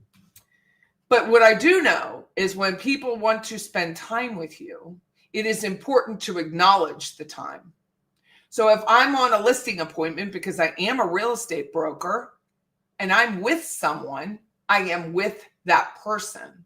I spend the time with that person. This morning, I need a new monitor. My 2016 monitor over here died. And I was looking at the Goodwill to go get a new monitor and they didn't have anything. But when I was in there, I went across to the other Goodwill and there was a person who knew me and she said, Patty. And I was like, hi. I didn't know who it was. I was like, she gave me her name and I was like, oh, I recognized her after that. I'm just not good with names, but I'm honest about it. And I was like, thank you so much for stopping me. It is so good to meet you in person. It is so good to meet your fiance. It is so good to meet your daughter. And I mean it. Like, I mean it. And I went about my day and I thought, how nice of them that they were stopping me in a store who took the time to do that when I don't do that. It's not something I do. I don't want to interfere in someone's daily life. So if I see someone, I just let them do because it's my own nervousness. So she did. I'm like, how nice is that? How nice is that someone in this chat sees me in real life and wants to say hi? The numbers grew. Going back to Donna's trial. Donna's trial was postponed indefinitely at that point. And there had been a planned, I was going to have my own little meetup. What a meetup means is where a content creator or somebody meets the people who talk to them through the computer. It's nice. It's a nice thing to do. So a few of us in the chat were planning it. And then it was heard that Katie Cool Lady, who also has a YouTube, and True Lifestyles, who also has a YouTube, were having one, and True Lifestyles invited me to them. I was like, how nice is that? I am so naive. Sure. Happy to go. It was at a little Mexican tapas place that I had never been in, and I was very nervous. I am crowds, just unknown, what's going to happen to me, who's going to make fun of me, who's going to I'm human, that goes through my head. And I walked in, I literally had my eyes rolled back in my head just because the post meetup. So I walked in and people were nice. So I was like, okay, people were nice. This is cool. This will be okay. Walk through the restaurant. We're in the back room. This meetup is supposed to be in the back room. And there lies like tables, like long ways. And it was just like cafeteria style, really. They had tables and then drinks. And there were, I don't know, maybe people know in here, but there were probably 12 people in there altogether. And it's nicely laid out. I know the owners of the restaurant, but I'd never been in this one. They have numerous ones around town. And so I walk in and the welcoming party had arrived. I'm not kidding you. Patty! And I was so nice. Like, people are so nice, right? So then I walk in and I could see, this is my opinion, Katie Cool Lady's face just straight. Like, it just changed her. She tried, and I will give her that. She tried to be, yay, Patty's here. Like, she could almost die. But she did try, and I will give her that. The night went on. I thought everyone had a nice time. I tried to talk to people who knew me, who didn't know me. I tried to introduce myself. It wasn't the thing I had planned, but I tried. I did. I really did.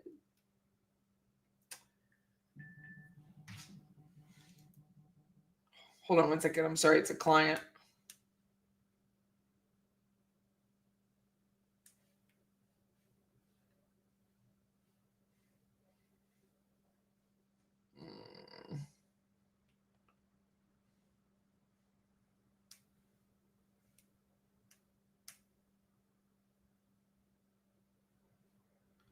Hold on one second. I'm sorry, my phone is going off.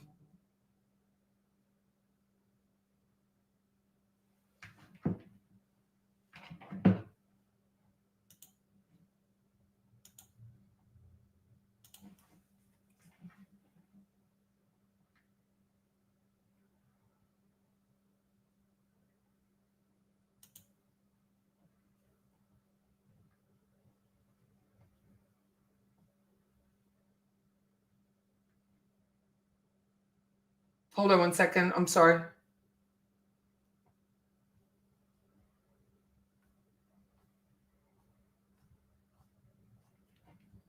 So, where am I? Where's my streamer? Okay, thank you. So I, just so people know who sent me that email, I haven't read it fully because it's very long, but I acknowledge the email. So, let me just tell this girl.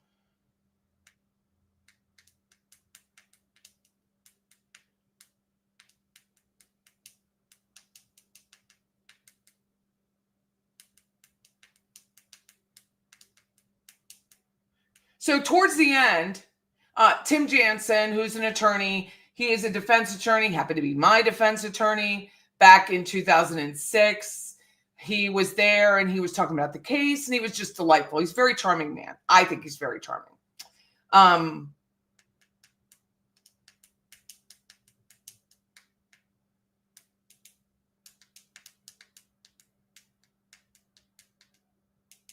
He said,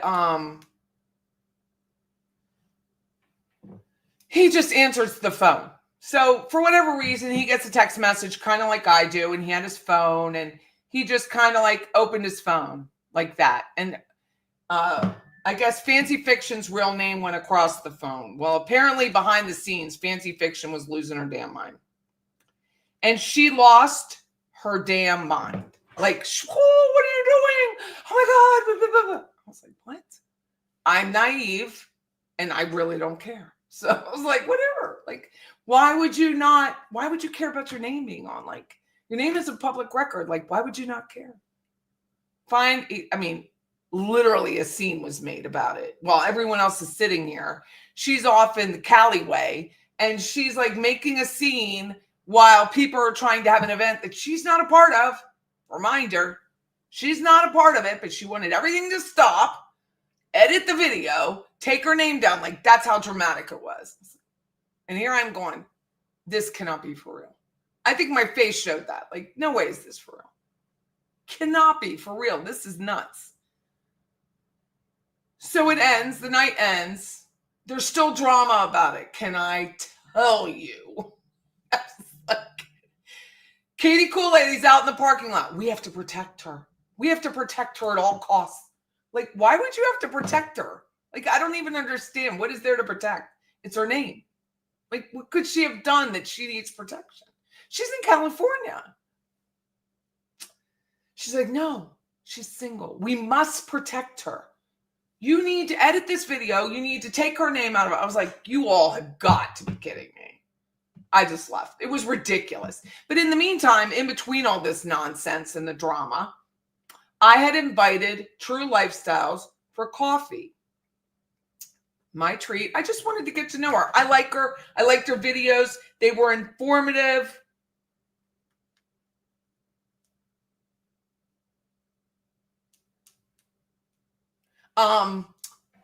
They were informative videos. She had phone calls. I didn't know how to do that. So I was impressed by those little things. Like, it just is impressive to me. So I invited her coffee and I said I had gifts for her because I forgot to take them that night to the meetup. But I had gifts from a show subscriber to give to. One was for Fancy. One was for Katie Cool Lady, and you know her. So I had mine. And she was like, oh, okay, cool. So I met her for coffee over, it was a Lucky Goat. I'm in Rome. We had a lovely time. I thought we did. And I was wrong. I was completely wrong about what a lovely time was. And I'm sitting there at the table. We're outdoors. And I gave her, I was like, oh, I don't want to forget again. You know, I was carrying this over. And she was like, oh, okay, I'll be happy to give it to her, blah, blah, blah. She goes, and True Lifestyles to me is completely innocent. And I'm not disparaging her in any way. She says, would you like to go to happy hour? And I was like, you know, it's not my bag. And I said, I really do not believe Katie Cool Lady would want me there. I could just tell, you know, I don't know a lot, but I read people. I'm a keen observer of life. Cool. That I could tell when somebody is like, you're really not welcome. You're just starting. I was like, okay. Happy hours aren't my thing, especially in town, traffic, crowds. It's not my thing. I said, well, I don't think I'm welcome, but look, you were nice enough, again, to invite me. Why don't you check with her? She checks. She checks with Katie Cool Lady, checks it out. Fantastic. Katie Cool Lady goes, I don't think so. I don't think it was a good idea because Ruth Markel, this is when I was like, Ruth Markel is upset with you, me, because I turned in Dan Rashbaum to the bar. I was like, what? What? I said, what? Why would that happen? And I'm going to tell you honestly, this is what I said. Is that a Jewish thing? Markels are Jewish. Rashbaum's Jewish. True Lifestyle's Jewish. I'm like, is that a Jewish thing?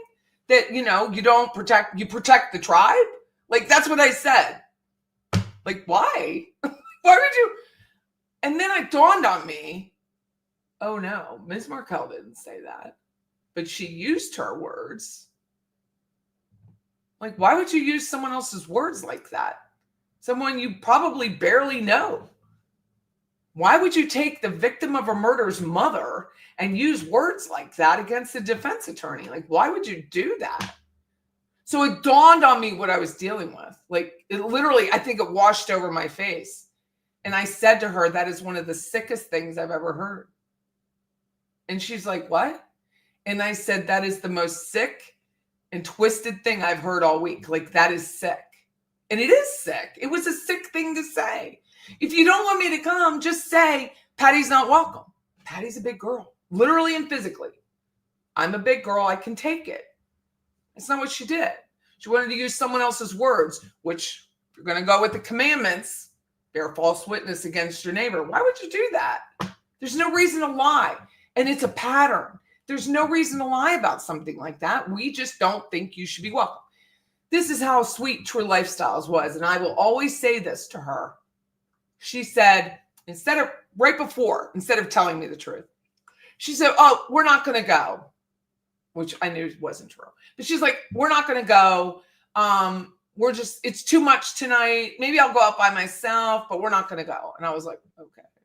I mean, you could just tell that wasn't true and she was being sweet. And then she literally said to me, I can only tell you the truth. And I said, well, thank God. Thank God you tell the truth. I really appreciate that. That's cool. And then she went on to give me the Ruth Markel line. And I was like, this is sick. What I didn't know was there was a lot of going on behind the scenes between the Airbnb and this poor woman named Arlene and then this owl. So at one point, True Lifestyles passes off the owl pendant and hands it to her. And then this nonsense creates a video where she trashes the gift and throws the gift in the trash. What? I'm like, first of all, you're using Ms. Markel's, that's what I call her, I'm sorry, Ms. Markel's information. Like, what? Like, you crossed the line, Patty, by turning Dan Rashbaum in. Well, I'm the only one who crossed the line, so I'm pretty happy about it. And now you're throwing away something because I handed it to you? Like, I didn't understand all the other stories going on in the background because I don't watch her. People don't believe me? Wait till Discovery. I don't watch her videos. It's not a thing.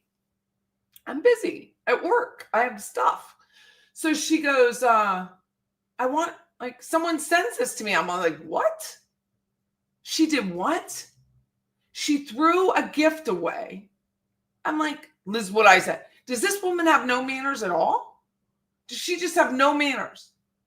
Is that just not a thing? She can't say hi to someone that she doesn't know. She can't make people feel welcome, and she literally throws a pendant away because I thought it was because I gave it to her. No. It was about something in her chat that she couldn't handle. It goes back to ChatGPT. It really does. It goes back to this. I'm not a diagnostician, okay, people? But it really goes back to one of these four. I was like, are you kidding me? This is being taken that seriously? Same thing. Patty, what are you known for? What? Why would anyone care what I'm known for? Why would anyone know? Why? I was like, you're kidding, right? The woman is devastated because she made something for someone. It's not the same analogy, but think of it as a child handing you their artwork. And you're the little bitch that tears it up and throws it away. I was like, what? Now, I don't know this person personally. I do now, who made the gift. But right is right. So I made a video. Now, it was not the next day after the meetup. And I never said in the video that somebody was inebriated or drunk or, as my mother would say, under the weather.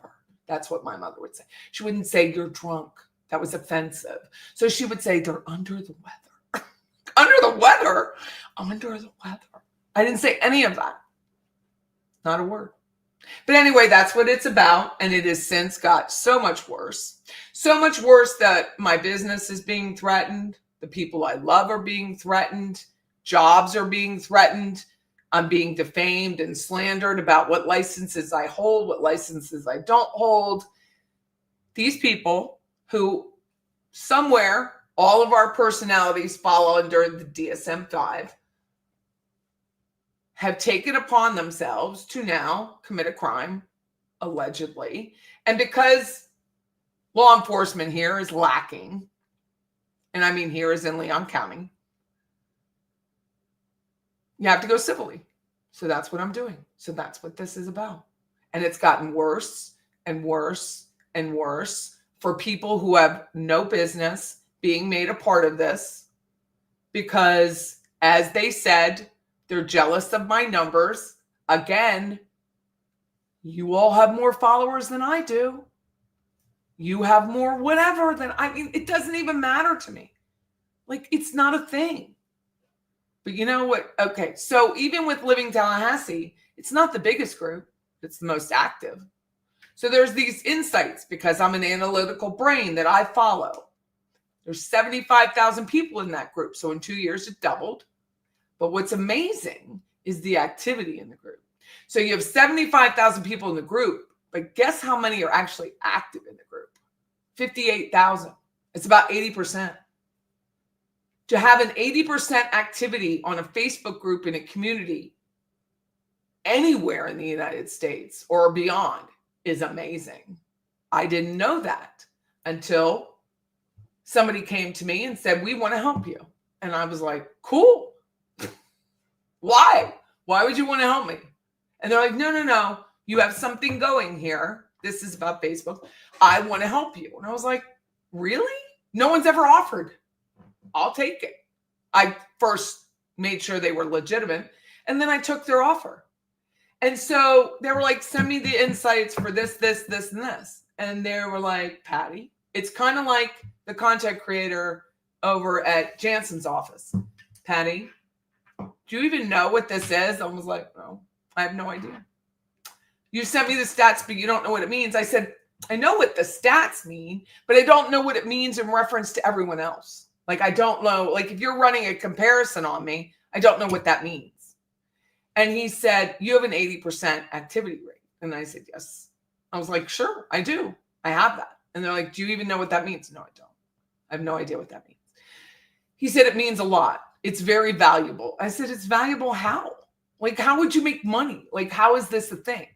And he goes, you can charge for people to post. You can charge marketing. You can charge advertising. You have to do it in a way that works with Facebook's terms of conditions. And I was like, okay, I don't know how to do that. He's like, well, I'm going to help you. He said to get in 1 week, we had over 3 million views in a private Facebook group in 1 week. He said, do you know what people would have to pay to get that kind of activity on a billboard or in paid advertising, publishing? I was like, no, I have no idea. He said, Patty, it's $3,500 sometimes a day to be able to get that number. And I was like, really? And he's like, yeah, I have no basis for it because I didn't take a marketing or advertising class. I'm just building a group. And he's like, yeah, like $3,500. It's a lot of money. And I was like, it's a lot. This is me. It's a lot of money. Why would people pay for this? He goes, Patty, you don't understand. To get this many people active in one group, it's an audience. It's a direct, established group and audience that you can't just build elsewhere. People have tried it. It fails. You can't do it. I was like, oh, cool. So then I looked at the YouTube. Now I had more. I had almost 6,000 until these people started lying and doing whatever they do, which is why I know I have the numbers to prove the harm. But even still, 5,100, I'll take it all day. The activity, my views are as high as somebody with 10,000 and 15,000 and 20,000 views. I mean, subscribers. My views are as high as theirs. I don't know how I did it. I have no idea. If somebody said, can you replicate that? I would have a hard time because I don't know how I did it. But I know the content, the actual activity is what's valuable. And maybe other people see that and that's why they're jealous. I have no idea. Doesn't matter to me. What matters to me is that when someone comes to this chat, whether we're talking about crime or lunacy with the DSM-5, they feel heard, they feel a part of something, because that's all really, in the end, we all want. They feel, they get a feeling, whether it's positive or negative. They're like, that lady's whack. Fine. Good for you. I feel part of something. I can come here and listen to this and make my Sunday casserole. Cheers for you. Love it. Means the absolute world to me. She made me laugh. Even better. Love it so much. That is what I do, I believe, after talking to this man and his group, that other people can't do. And I don't know why. I don't know why they can't and I can't. I don't know. But that, I believe, is where if there were jealousy, which I have the transcripts of what was said. I won't watch the videos because I will become irate. But I have the transcripts and jealousy was in there. Like, why would you be jealous? Oh, because of the activity, because of the repeat, because the actual views are higher, because you don't attract an audience because you whine. Like, you literally whine, like whine, like, So that's what happened. Michael Manley. I love the name. Michael's my brother's name. I just think it's a great name. It's very strong. And so in essence, I thought it would be important to go over the DSM. If anyone is considering threatening me, my family, my business, my loved ones, my husband, who's minds his own damn business. I mean, I hit the jackpot on that one, who just wants to watch sports and hang out with me. Okay? Vacuums, does the dishes, walks my dog, is loving and faithful. And for that, I'm sure there's jealousy amongst people. I don't know. I have no idea. I don't care. But I've said it earlier last week. I decided that I was going to create and carve out a life for myself, separate from my children, because they left the nest. They have their own children. They have their own families. They're not going to sit and wallow about me. I raised them to be independent.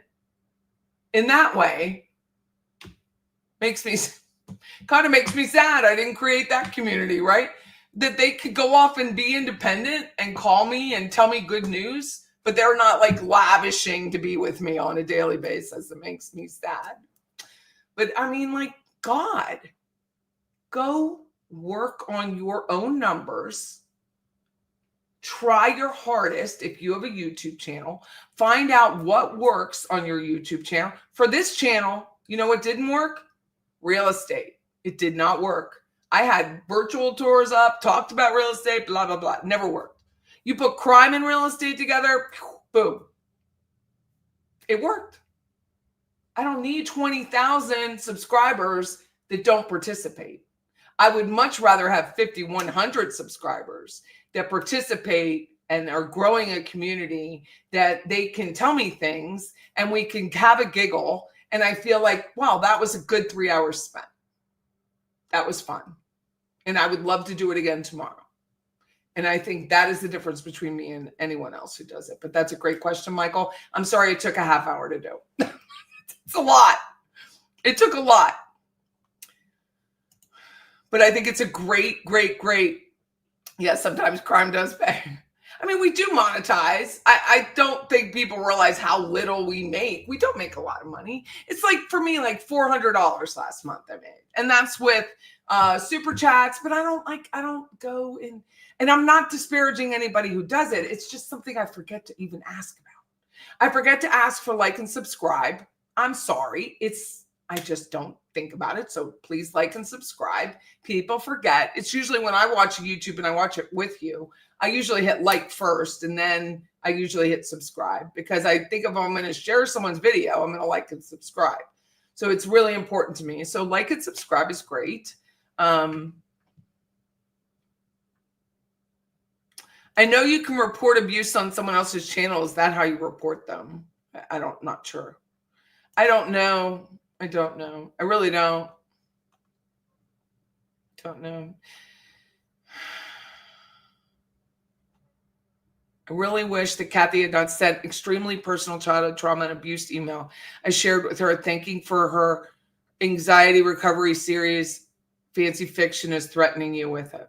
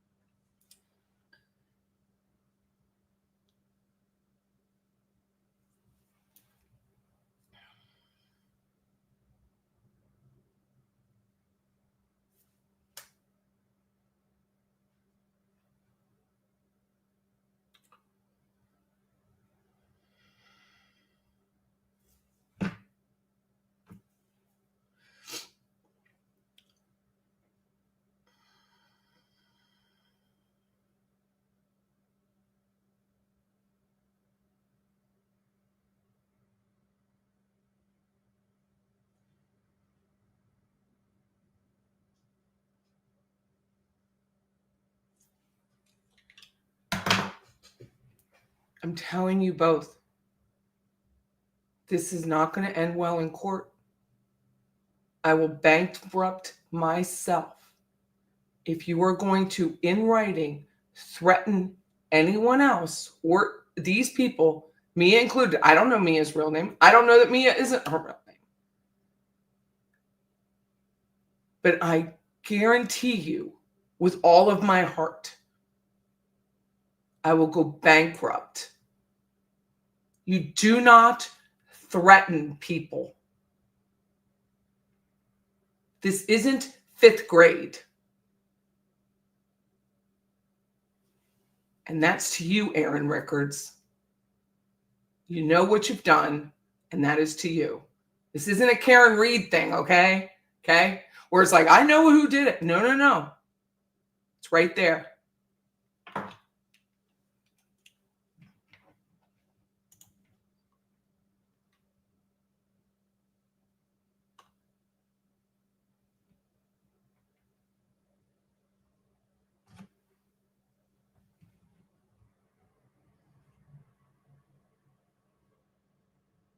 Michael is your sister's name. Patricia. I'm going to have to get out of this tear thing because I'm getting upset.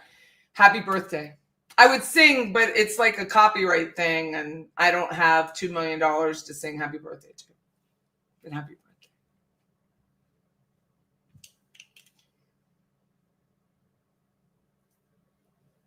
I don't know anyone at Justice for Dan Markel. I don't know anyone anywhere. I don't know anyone. I might know people who know people, but that's all I have. But why would any great foundation that's just getting off, just starting, attach themselves to women that will threaten people with families? Of all things, does anyone see the irony in this? Does anyone not see the irony?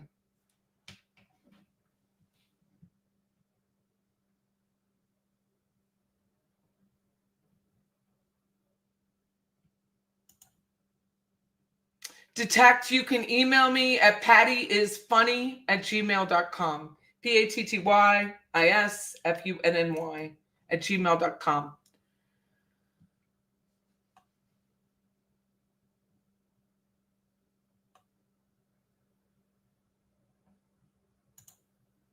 I miss seeing your name, Detective Madkin.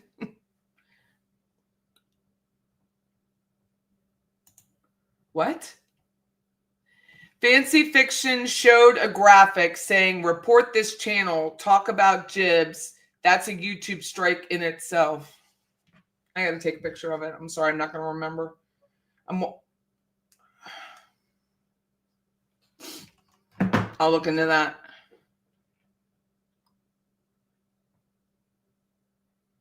I know you're not, Mia. I know you're not.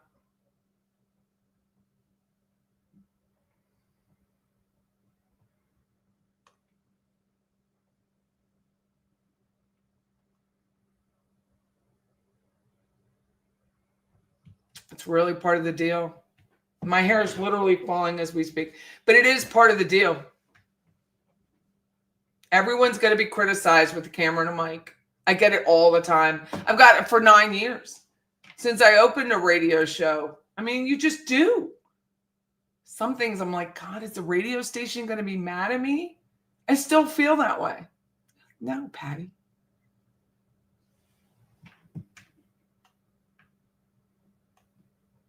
Right? A victim's advocate. Does anyone see the irony in this? A victim's advocate.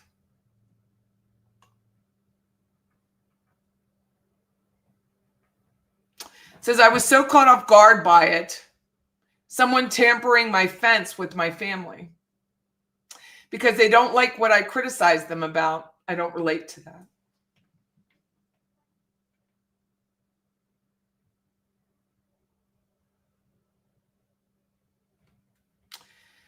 She goes on to say, I won't be posting her own.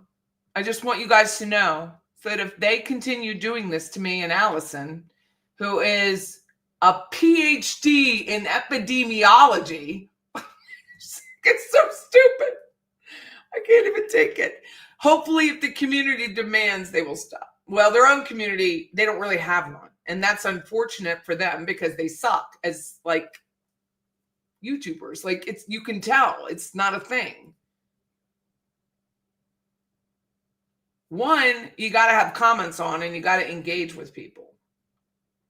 Showing like Canva graphics up, using other people's content, other people's logos, other people's artwork, other people's images is not creative. It's theft. It's theft.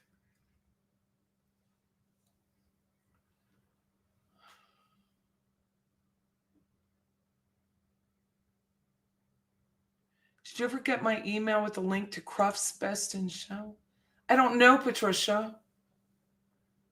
I'm sorry, I don't recall. I probably do, but I don't recall it.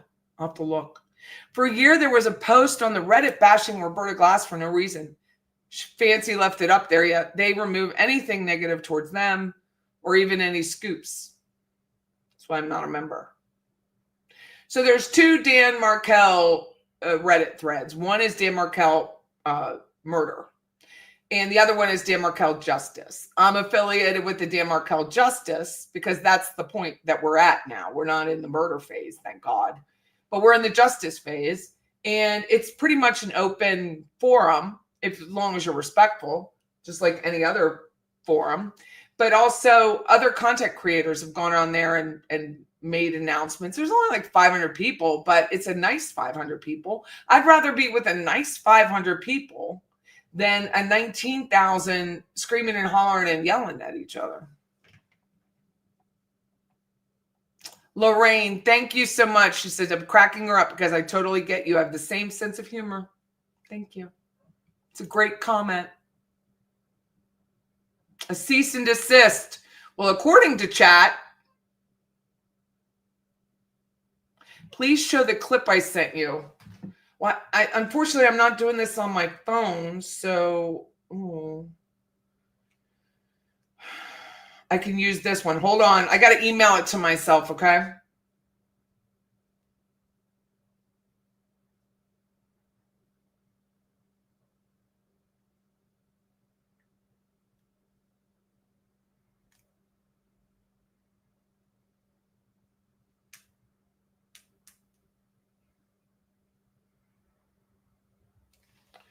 I got to email it to me.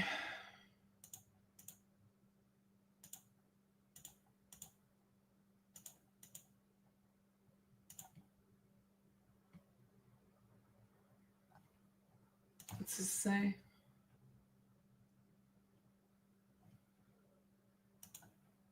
Should I watch it first to make sure it's the right one? Bling.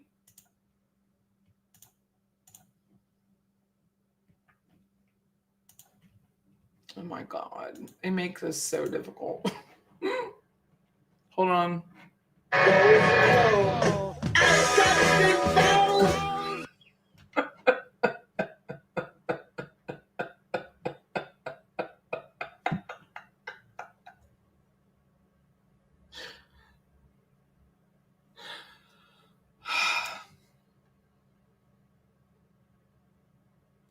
All right.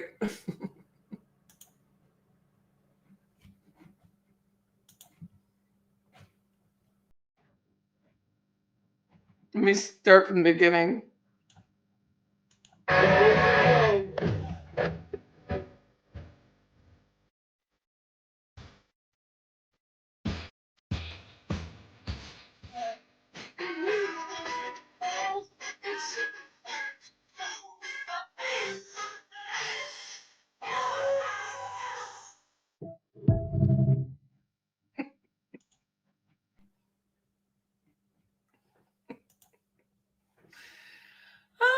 Probably gonna get a copyright ding, just so you know. Patty, my friend was in a civil lawsuit. Her homeowner's insurance policy covered the legal bill. My husband checked and our policy has it too. My husband was relieved. I'll check. That's funny. Please make us shirts. Oh, let me find the Jibs. There's apparently a new Jibs video that dropped. Oh my. Oh my. Well, that's a pretty picture of me. Wait a minute. It's 7 minutes. To Lady Mc. You guys have 7 minutes to listen. I have a feeling Jibs isn't having any of this either.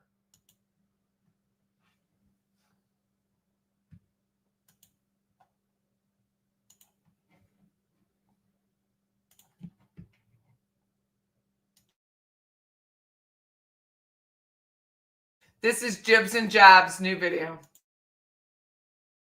Macbeth, why don't you post your unedited live chats for everyone to see and hear? Allow the audience to judge for themselves if you have stained or clean hands. Adelson was trying to talk to me about the drama between her and the kookster. I told her I had a lot going on, was troubled by online behavior related to this case, and couldn't get involved.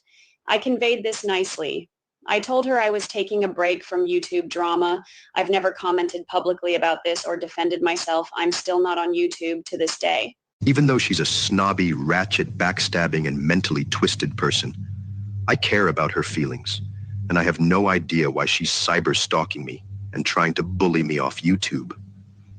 Anyway, I took a screenshot of her triad diagram, and after seeing it, do you still believe it was a coordinated effort to ice you out for not complying with their orders to attack Patty? After I participated in Patty's live stream, the simp, Fancy, and the kookster discontinued their friendship at the same time.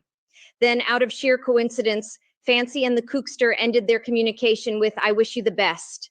But Fancy did convey her message nicely. She had a lot going on, troubled by online behavior related to this case. Bitch, please. Troubled by online behavior, give me a break. What do you say to that, Patty? Sorry, I zoned off as soon as I heard Fancy's nasally, whiny voice. Producer Mia brought a caffeine drink for you to help you stay awake, because we still have some clips to discuss. Let's play the next one. I have heard Adelson disparage me a lot publicly. I tried to explain directly to her initially, but she was so offended by my gimp that I stopped trying. What about you, Adelson? Patty, are you awake? Patty? I want to know how Patty is able to sleep because the high-pitched bitchy voice is hurting my eardrums. Let me catch you up, Patty. So Fancy wrote that Adelson disparaged her a lot, and that Adelson was offended because of the pet simp's behavior. Since Adelson wasn't going along with the program, Fancy gave up. What do you think about what she wrote? Adelson disparaged her name, the hypocrisy. She wrote that I was arrested for DUI. That is not true. On the other hand, the spoiled rich bitch went shopping at the five-finger discount store and got caught thieving. Wait a minute, Patty. To be fair, some children will steal candy from stores. They are young and haven't learned impulse control. Fancy was 19 or 20 years old. 19 or 20 years old? Okay then, moving on. She kept saying, because I had to go and look, and I pulled her thing, is what she was putting this out, and people were like challenging me, saying, you're wrong, because she says that Donna and this Elliot Jacobs weren't from the same because he was from New Shell and she was in Queens, so they didn't live in the same places. But everybody who's like from New York or lived there in New York, that it's like in the next borough. Patty, do you understand the meaning of borough? Can you please put up the picture so I can explain it to the audience? That's Adelson and me in Mexico standing behind a burrow. Really, Patty? You are not taking this dire situation seriously. This type of situation can land on the desk of the FBI, NSA, CIA, or worse, the WNBA. Then it will never get the attention it deserves. That is not what happened. Although Dr. Elliot Jacobs, a plastic surgeon in New York, was named as Donna Adelson's brother by a YouTuber, I personally felt uncomfortable agreeing with the information without first verifying. I did not want to tie Dr. Jacobs or any other Jacobs to Donna Adelson. So I did some research, and during the course of the investigation, I found an Elliot Jacobs who has passed away, so I ordered and paid for the death certificate. You see, I am not in contact with any of the Jacobs, Markel, or Adelson family to ask them for the information, nor would I consider doing that. Since it is important to obtain confirmation of details, my only option is to obtain the information through records to prove or disprove what I believe. I also stated that on a live chat, but it seems that if I slightly question certain creators, they see it as a personal attack and will start calling you names like a Wendy or Adelson paid bot. It appears the triads have turned into a gruesome twosome who have decided to tag team both of you. Let me start with Patty. The kookster accused you of purposely sabotaging and encouraging a tsunami of people to unsubscribe to her channel after the Donna Adelson trial was postponed. The kookster is free to believe whatever she wants. I did not suggest or encourage anyone to unsubscribe nor harass her in any way. However, I did defend myself from a coordinated attack, which I am free to do. In my opinion, there was a period of time when there was a monopoly with the Dan Markel case. So if an audience member asked a question, made a rude comment, or didn't buy into the narrative being pushed, the person would get banned not from just that channel, but also the group of channels. The kookster is not being honest. She doesn't want to admit to being rude, obnoxious, and condescending with her audience. She often banned and humiliated people for a perceived slight or a small mistake which prevent the person from explaining themselves or apologizing. It's not my fault she is unable to hold herself accountable for her bad behavior, which is the reason she lost many of her faithful audience. Occasionally, if you're going to make a nasty comment to me, I'm going to take your public facing comment and I'm going to put it on a billboard. So let's share it with the class. Not so much to harm the person, but to hold them accountable to their own words. I never went for anybody that hadn't struck at me first. Never, 100%, never did. That hadn't come at me in some way first. Well, there you have it. She loves to hold people accountable to her standards. We will move to the kookster invitation, to the meet and greet in Tallahassee. So according to the kookster, something happened that upset you, as she said. She said situation, which means either you or Susan from True Lifestyle lied about Ruth not liking you. Heads up, Susan. You are being thrown under the bus by the kookster. I hope you saved that message from her. Anyway, she also believes that when you labeled her a drunk and an alcoholic, it caused subscribers to migrate away from her channel. I didn't know being a social drinker meant getting drunk by yourself on live stream. Seriously, Boozilla, this is how you address your Tallahassee live stream performance. By saying you weren't getting lit up in front of hundreds of people. It was just you doing an online wine tasting with your husband. How can we address the false accusations launched against Patty with Boozilla's online wine tasting?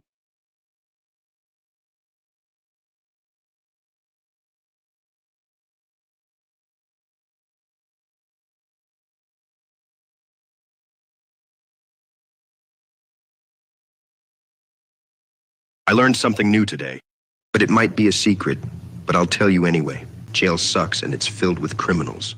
No way, I can't believe it. Shocking, I know. But apparently Donna Adelson thought she was going to the Four Seasons. Hey, you know what they say? Get what you fucking deserve! This whole thing started when she masterminded a murder for hire and put Dan Markel in a grave in 2014. Then laughed about it. All because Dan wanted the experience of being a father to his kids. But Donna's needs to be a grandmother was more important than him, and traveling from Miami to Tallahassee to visit was an inconvenience. Now she finds herself on trial and likely going to prison.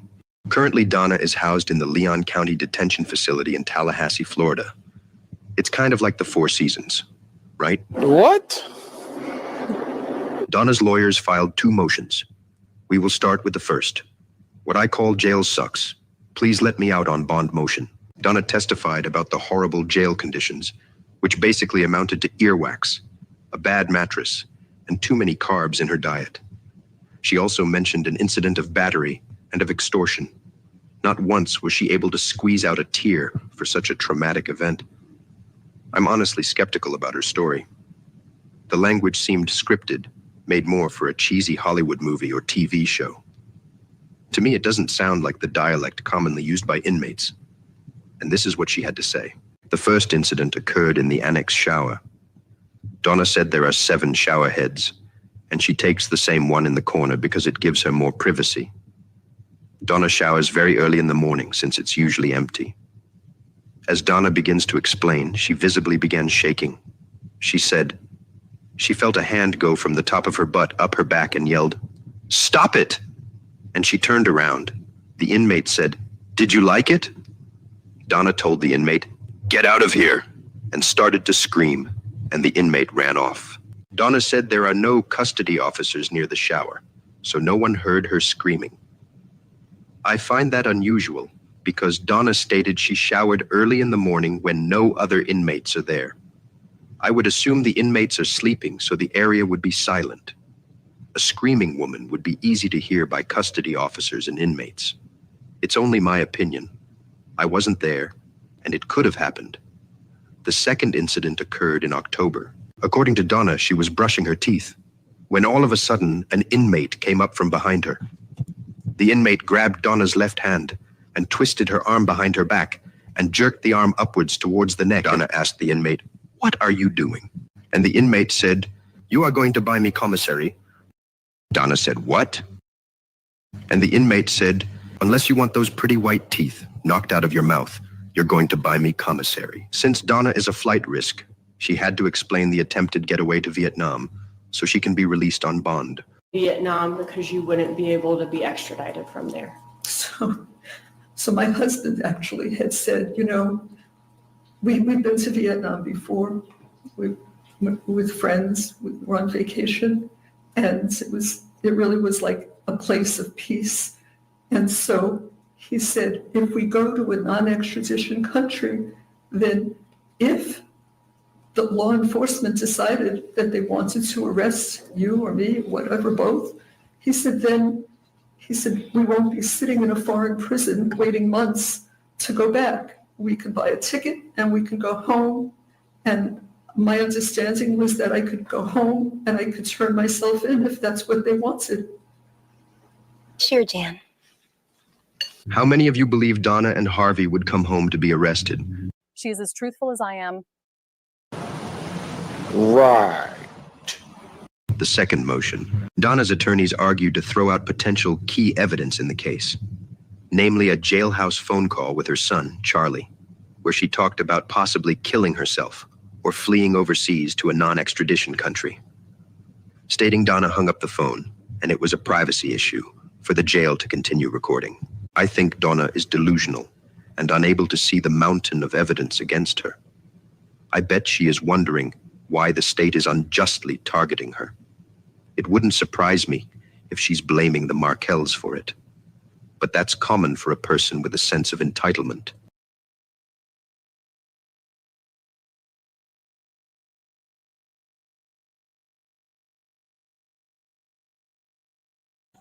I literally love that part when she talks about. I learned something new today. Let me get this. Let me get the channels so I can share it.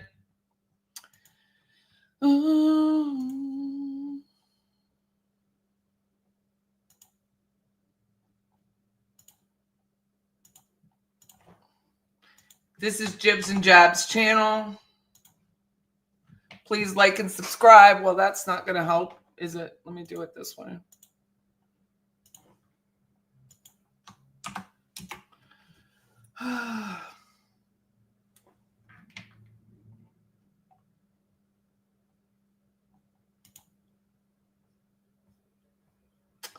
I agree. Live stream lurking, great name, says, listen, folks, this isn't about Dan Markel. It stopped being about him a long time ago now. KCL did what she did for herself, so if you think she did anything selflessly, you're blind. Charlie does the same rapid blinking when he, I know. Has that any of those body language done like a count, like a blink count?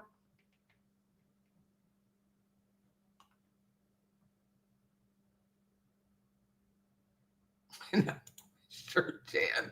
Mia says, very, very preposterous that she wants us to believe if law enforcement wanted them to come back to be put in jail, they would have come back. No problem. Sure, Jan. Turn herself in for what?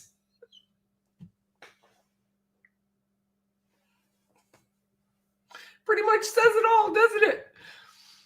Ooh, I had a night in White Russian. It's like I had a night in Manhattan. I love it. It's like, you can tell that Donna rehearsed that testimony 100 times. It's so artificial. Her bottom teeth look crooked. My bottom teeth are crooked.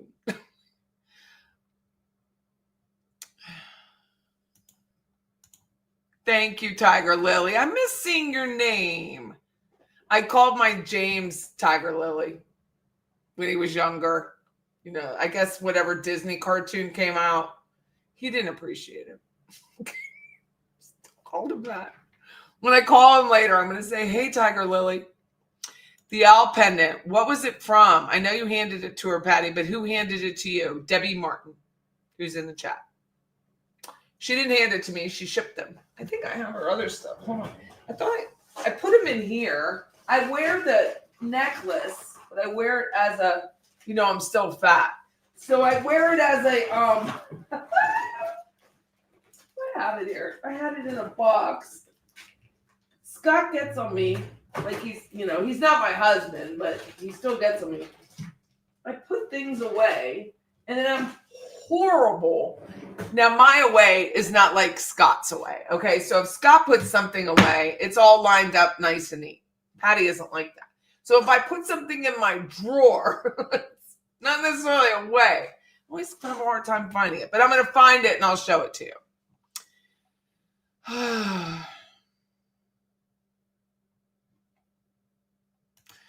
KCL the drunk must have been so drunk. And I don't know she was drunk, but I can't imagine drinking on camera. Like I've already decided I'm not drinking on camera ever.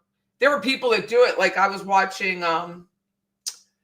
the Eagles Super Bowl and I was watching it on YouTube and there were guys with these huge channels that were taking money to take a shot. And I was like, I hope you're at home. Can I please replay? Yes, I will. But there was something I wanted to answer. The narrator of Donna's prison stint is awesome. I believe it's AI, but I don't know that. Here you go. I went over this at length. KCL had a video today saying Patty was upset over an invite. See, this is where discovery is a thing. Patty wasn't upset about an invite. Patty doesn't go to happy hour that it doesn't involve a cigar. She certainly doesn't go to one that involves mini skirts. But I'm not thin and cute like True Lifestyles. It just isn't me. I wasn't upset about the invite. I was upset. To me, I'm going to say it. It's a little extreme.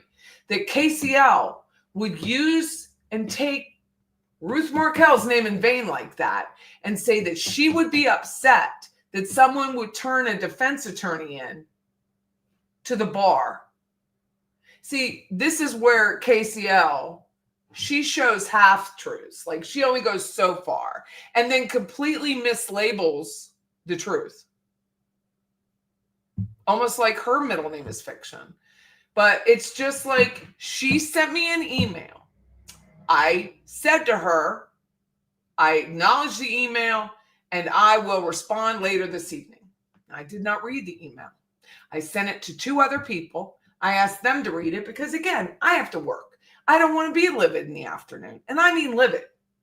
And one of the persons said, Patty, she literally just went on Instagram and complained about you some more. I was like, well, then I'm not reading the email and I'm not responding to her.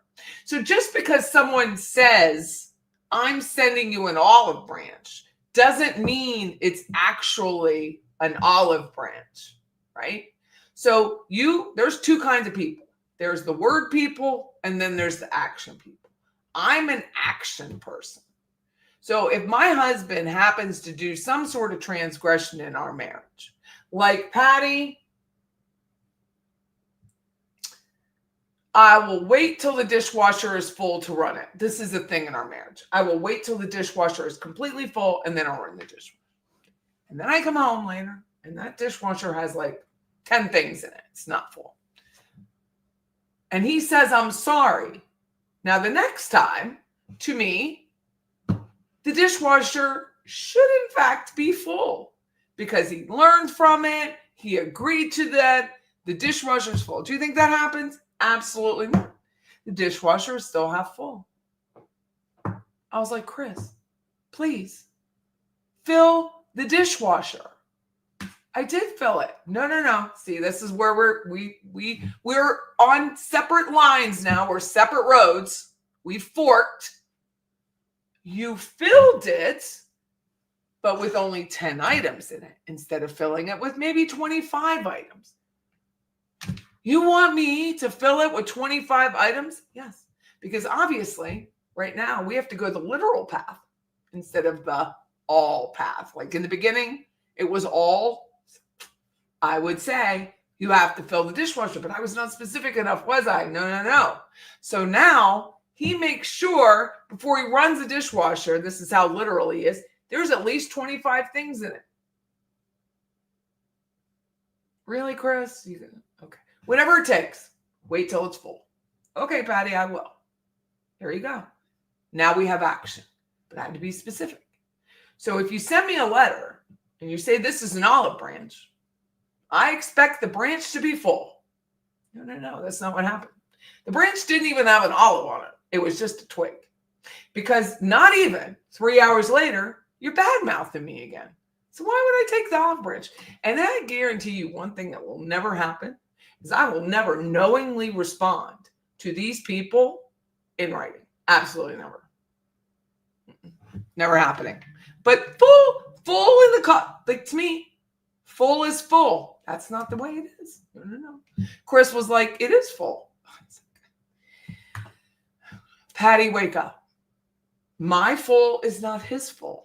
So I had to give a number, 25 things. And you guarantee, because he's Greek and he's literal, 25 things need to be in that dishwasher before he turns it on.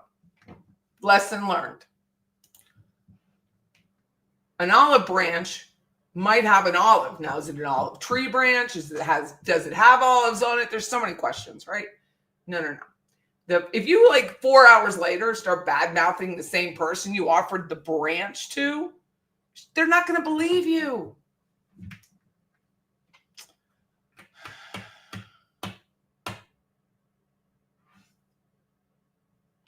So, and I have not asked anyone to remove a video. What's the term? Delete a video, unfollow someone, because I know it's shocking, am a capitalist. And I believe the market will speak for itself. It does in real estate. It's price or condition or both. That's it. It's the only thing. Price. It could be rates, but that affects the price, right? So if rates are 6.5, that lowers what the buyers probably has an ability to pay for. Price. All things are good in the house. Everything's done. There's a pre-inspection. It's all beautiful. Fantastic. Condition's great. The price is still too high because you're not getting any offers. So it's price, condition, or both. Same with content. Subscribers will like you. They will stick with you if they believe you are capable and trustworthy. If there's a group of people that follow her and don't follow me, it's probably best. But they don't trust me because they trust her. That is the market. That is okay. What you cannot do is say that I am not a licensed person. Let me show you.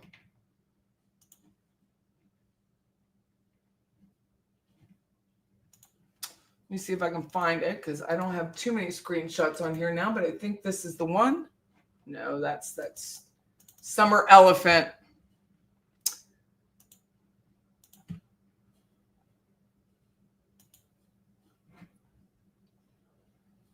Maybe a nursing assistant, but no nurse.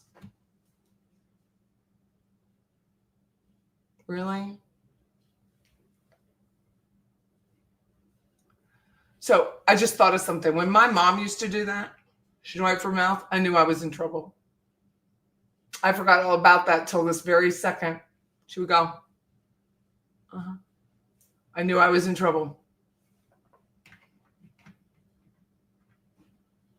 Maybe a nursing assistant, but no nurse.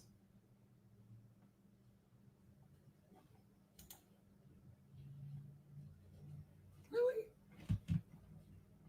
Luckily, the state of Pennsylvania disagrees with you. So let me go back to, where did I go? I had the YouTube. Somebody wanted to see, where did I put it? Oh, let me get it again. Probably locked it. Not locked myself out, but closed it. I have to go soon because Roberta's going to be on, and I really try not to crisscross applesauce. Let's see, Jibs and Jabs.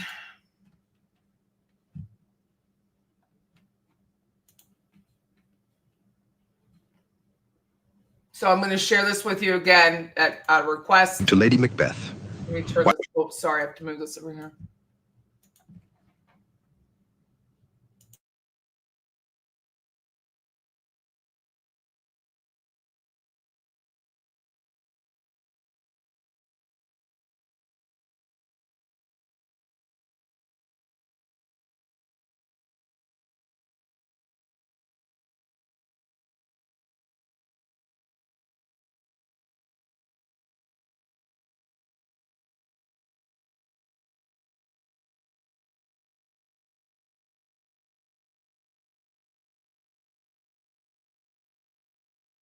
Chats for everyone to see and hear. Allow the audience to judge for themselves if you have stained or clean hands. Allison was trying to talk to me about the drama between her and the kookster. I told her I had a lot going on, was troubled by online behavior related to this case, and couldn't get involved. I conveyed this nicely. I told her I was taking a break from YouTube drama.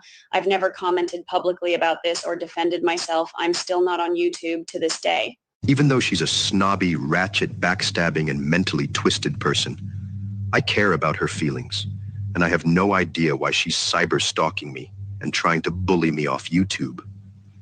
Anyway, I took a screenshot of her triad diagram, and after seeing it, do you still believe it was a coordinated effort to ice you out for not complying with their orders to attack Patty? After I participated in Patty's live stream, the simp, Fancy, and the kookster discontinued their friendship at the same time. Then, out of sheer coincidence, Fancy and the kookster ended their communication with, "I wish you the best." But Fancy did convey her message nicely. She had a lot going on, troubled by online behavior related to this case. Bitch, please. Troubled by online behavior, give me a break. What do you say to that, Patty? Sorry, I zoned off as soon as I heard Fancy's nasally, whiny voice. Producer Mia brought a caffeine drink for you to help you stay awake, because we still have some clips to discuss. Let's play the next one. I have heard Allison disparage me a lot publicly. I tried to explain directly to her initially, but she was so offended by my gimp that I stopped trying. What about you, Allison? Patty, are you awake? Patty? I want to know how Patty is able to sleep because the high-pitched bitchy voice is hurting my eardrums. Let me catch you up, Patty. So Fancy wrote that Allison disparaged her a lot, and that Allison was offended because of the pet simp's behavior. Since Allison wasn't going along with the program, Fancy gave up. What do you think about what she wrote? Allison disparaged her name, the hypocrisy. She wrote that I was arrested for DUI. That is not true. On the other hand, the spoiled rich bitch went shopping at the five-finger discount store and got caught thieving. Wait a minute, Patty. To be fair, some children will steal candy from stores. They are young and haven't learned impulse control. Fancy was 19 or 20 years old. 19 or 20 years old? Okay then, moving on. She said, kept saying, because I had to go and look, and I pulled her thing, is what she was putting this out, and people were like challenging me, saying, you're wrong, because she says that Donna and this Elliot Jacobs weren't the same weren't from the same because he was from New Shell and she was in Queens, so they didn't live in the same places. But everybody who's like from New York or lived there in New York, that it's like in the next borough. Patty, do you understand the meaning of borough? Can you please put up the picture so I can explain it to the audience? That's Allison and me in Mexico standing behind a burrow. Really, Patty? You are not taking this dire situation seriously. This type of situation can land on the desk of the FBI, NSA, CIA, or worse, the WNBA. Then it will never get the attention it deserves. That is not what happened. Although Dr. Elliot Jacobs, a plastic surgeon in New York, was named as Donna Adelson's brother by a YouTuber, I personally felt uncomfortable agreeing with the information without first verifying. I did not want to tie Dr. Jacobs or any other Jacobs to Donna Adelson. So I did some research, and during the course of the investigation, I found an Elliot Jacobs who has passed away, so I ordered and paid for the death certificate. You see, I am not in contact with any of the Jacobs, Markel, or Adelson family to ask them for the information, nor would I consider doing that. Since it is important to obtain confirmation of details, my only option is to obtain the information through records to prove or disprove what I believe. I also stated that on a live chat, but it seems that if I slightly question certain creators, they see it as a personal attack and will start calling you names like a Wendy or Adelson paid bot. It appears the triads have turned into a gruesome twosome who have decided to tag team both of you. Let me start with Patty. The kookster accused you of purposely sabotaging and encouraging a tsunami of people to unsubscribe to her channel after the Donna Adelson trial was postponed. The kookster is free to believe whatever she wants. I did not suggest or encourage anyone to unsubscribe nor harass her in any way. However, I did defend myself from a coordinated attack, which I am free to do. In my opinion, there was a period of time when there was a monopoly with the Dan Markel case. So if an audience member asked a question, made a rude comment, or didn't buy into the narrative being pushed, the person would get banned not from just that channel, but also the group of channels. The kookster is not being honest. She doesn't want to admit to being rude, obnoxious, and condescending with her audience. She often banned and humiliated people for a perceived slight or a small mistake which prevent the person from explaining themselves or apologizing. It's not my fault she is unable to hold herself accountable for her bad behavior, which is the reason she lost many of her faithful audience. Occasionally, if you're going to make a nasty comment to me, I'm going to take your public-facing comment and I'm going to put it on a billboard, so let's share it with the class. Not so much to harm the person, but to hold them accountable to their own words. I never went for anybody that hadn't struck at me first. Never, 100%, never did. That hadn't come at me in some way first. Well, there you have it. She loves to hold people accountable to her standards. We will move to the kookster invitation, to the meet and greet in Tallahassee. So according to the kookster, something happened that upset you, as she said. She said situation, which means either you or Susan from True Lifestyle lied about Ruth not liking you. Heads up, Susan. You are being thrown under the bus by the kookster. I hope you saved that message from her. Anyway, she also believes that when you labeled her a drunk and an alcoholic, it caused subscribers to migrate away from her channel. I didn't know being a social drinker meant getting drunk by yourself on live stream.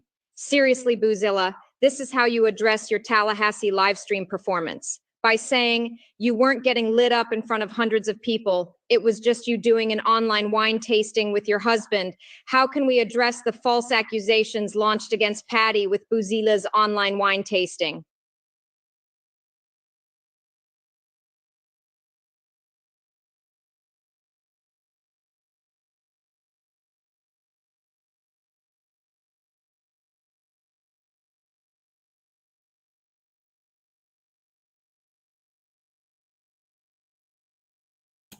Parody is legal.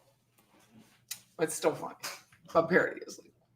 And I just suggest, even if you don't do things like this, I get this text message. Because other people, hold on, I just got my offer accepted. This is what Fancy writes. It's not infighting.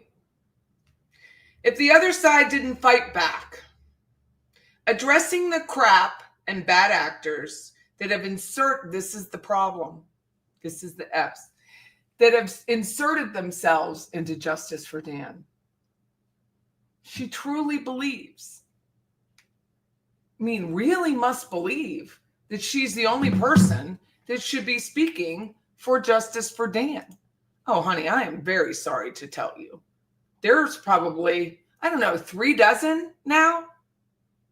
Maybe 4 that talk about the Markel case on a regular basis. Okie dokie, little one. Hey, Kim, just wanted to clear things up. It's false info that subs would leave Patty's channel. No need for curse words. I don't know what she said, but, oh, wait, here it is.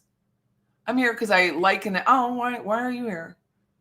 I'm 63. I have better things to do than engage in high school type rape. Well, thank you, Kim, for liking me or past liking me or not liking me anymore. I appreciate it. Whatever activity you offer me, I do appreciate it. Patty does what Patty wants. Not too late to take off. Yeah. I mean, but I appreciate if somebody had respect for me, and they don't have any respect for me now because I choose to defend myself and explain why it is illegal, because I think there needs to be, and I'm going to do it, some social media lessons involved, that you can't just say whatever you want anymore. The laws are finally catching up with social media. You can't do it. I'm actually speaking at a very large event this fall about this, about social media and about building a community. I was asked, which I was very thrilled with. That was very nice. So ChatGPT and I are going to have to come up with a topic and an outline.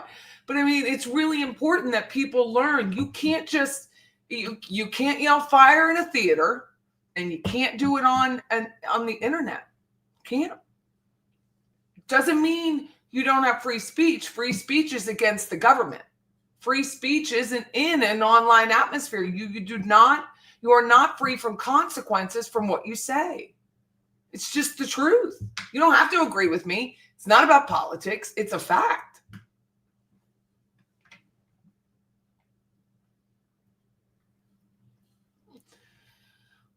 Thank you very much, Marcia. That's very nice of you.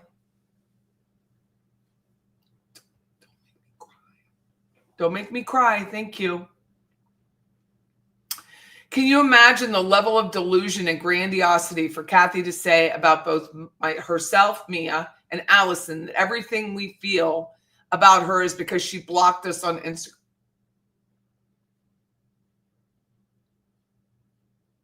Delusions of grandeur.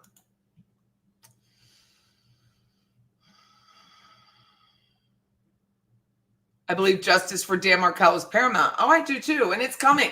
March 25th.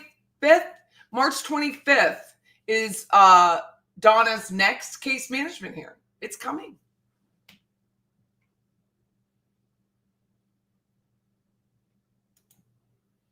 Well, those meme girls, like, here's the thing. You cannot lie about what people do for a living. You cannot lie about their business, their family, their children, their exes, their currents, their lovers, their non-lovers. You can't. You can't do it, especially in a forum that is so easily tracked with numbers. You can't do it. You can, but you're going to end up on the other side of the court.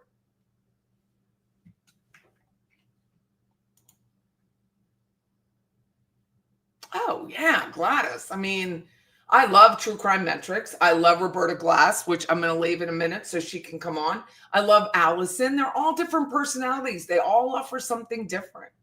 Oscar Wilde, right? It's very important that we learn that the flowers don't steal from the other flowers. It's the weeds that steal from the flowers. Well, thank you, Melissa, but I will let you know if I need help with my attorney when I speak to him first thing in the morning, because I am. And I have to say, like, thank you, Wesley. Like, hold on 1 second. Thank you so much. Thank you. I really appreciate it. More than you guys would know. Rosemary says, this is for your legal fund. I hope it doesn't come to this and everyone can resolve their differences. I hope that you find peace and know you will always have my support. And I really appreciate that. But when you're given a 24-hour timeline to either be coerced and take down videos or comments or statements, then, and you choose not to do it, you got to defend yourself. YB is a member for 6 months. We love you, Patty, and have your back. Thank you very much. I very much appreciate it. I hope you can, like, I know we're not together, but I hope you can feel it. These women don't have my heart. Well, thank you very much, Becky. I appreciate it very much. I don't like putting my personal crap out there, but in this case, it's not personal. It's YouTube. And they're following me around. They're following me to my other platforms and making life difficult. So that's why I have to do something. Thank you, Vegas Vibes. Is that the Vegas nerve? Too? Okay. Thank you for becoming a member. I do appreciate it. And Kimber, thank you. You're just very supportive of me financially, email-y, like personally. I appreciate it. And Georgia Peach, thank you so much. 5 memberships. That was very nice of you. And today I heard from Sunny, by the way. If you remember Sunny in the chat, she sent me a text checking on me after the tornado. So if you get to watch Sunny, thank you very much. But I already thanked her on my phone. So thank you, Bling. My heart. Thank you so much. Very much. And she's been a member for 6 months. Like, just a blast. And Mr. C, thank you so much. Thank you so much. I will let my attorney know. It's not funny. But I have to laugh at this point. And thank you, Mariposa. Very sweet. Do you guys remember the $2 bill? They're getting rid of the penny, so I'm sure they're going to get rid of the $2 bill. But thank you, Mariposa. So I like to, when I go away, usually in the United States, if I'm tipping, I tip a $2 bill if I can find one. So thank you. Appreciate it. It's very nice. It's very nice that you all are here with me and that you listen to me. And hopefully we learned something about the DSM-5. I know we all have our opinion on that, but I really do appreciate it. We lost our $2 and $1 bills. Why would they take a $1 bill away? I don't like that. Hi, Margaret. Thank you so much. And Kimber, thank you for the roses. That's really nice, especially on a day of flower blossoms for its own joy, Oscar Wilde. So thank you all so very much. Please hit like and subscribe. I appreciate you. Hopefully you'll turn into Roberta Glass, True Crime Report. And I'll see you tomorrow, maybe. Take care, everyone. Thank you so much. Bye-bye.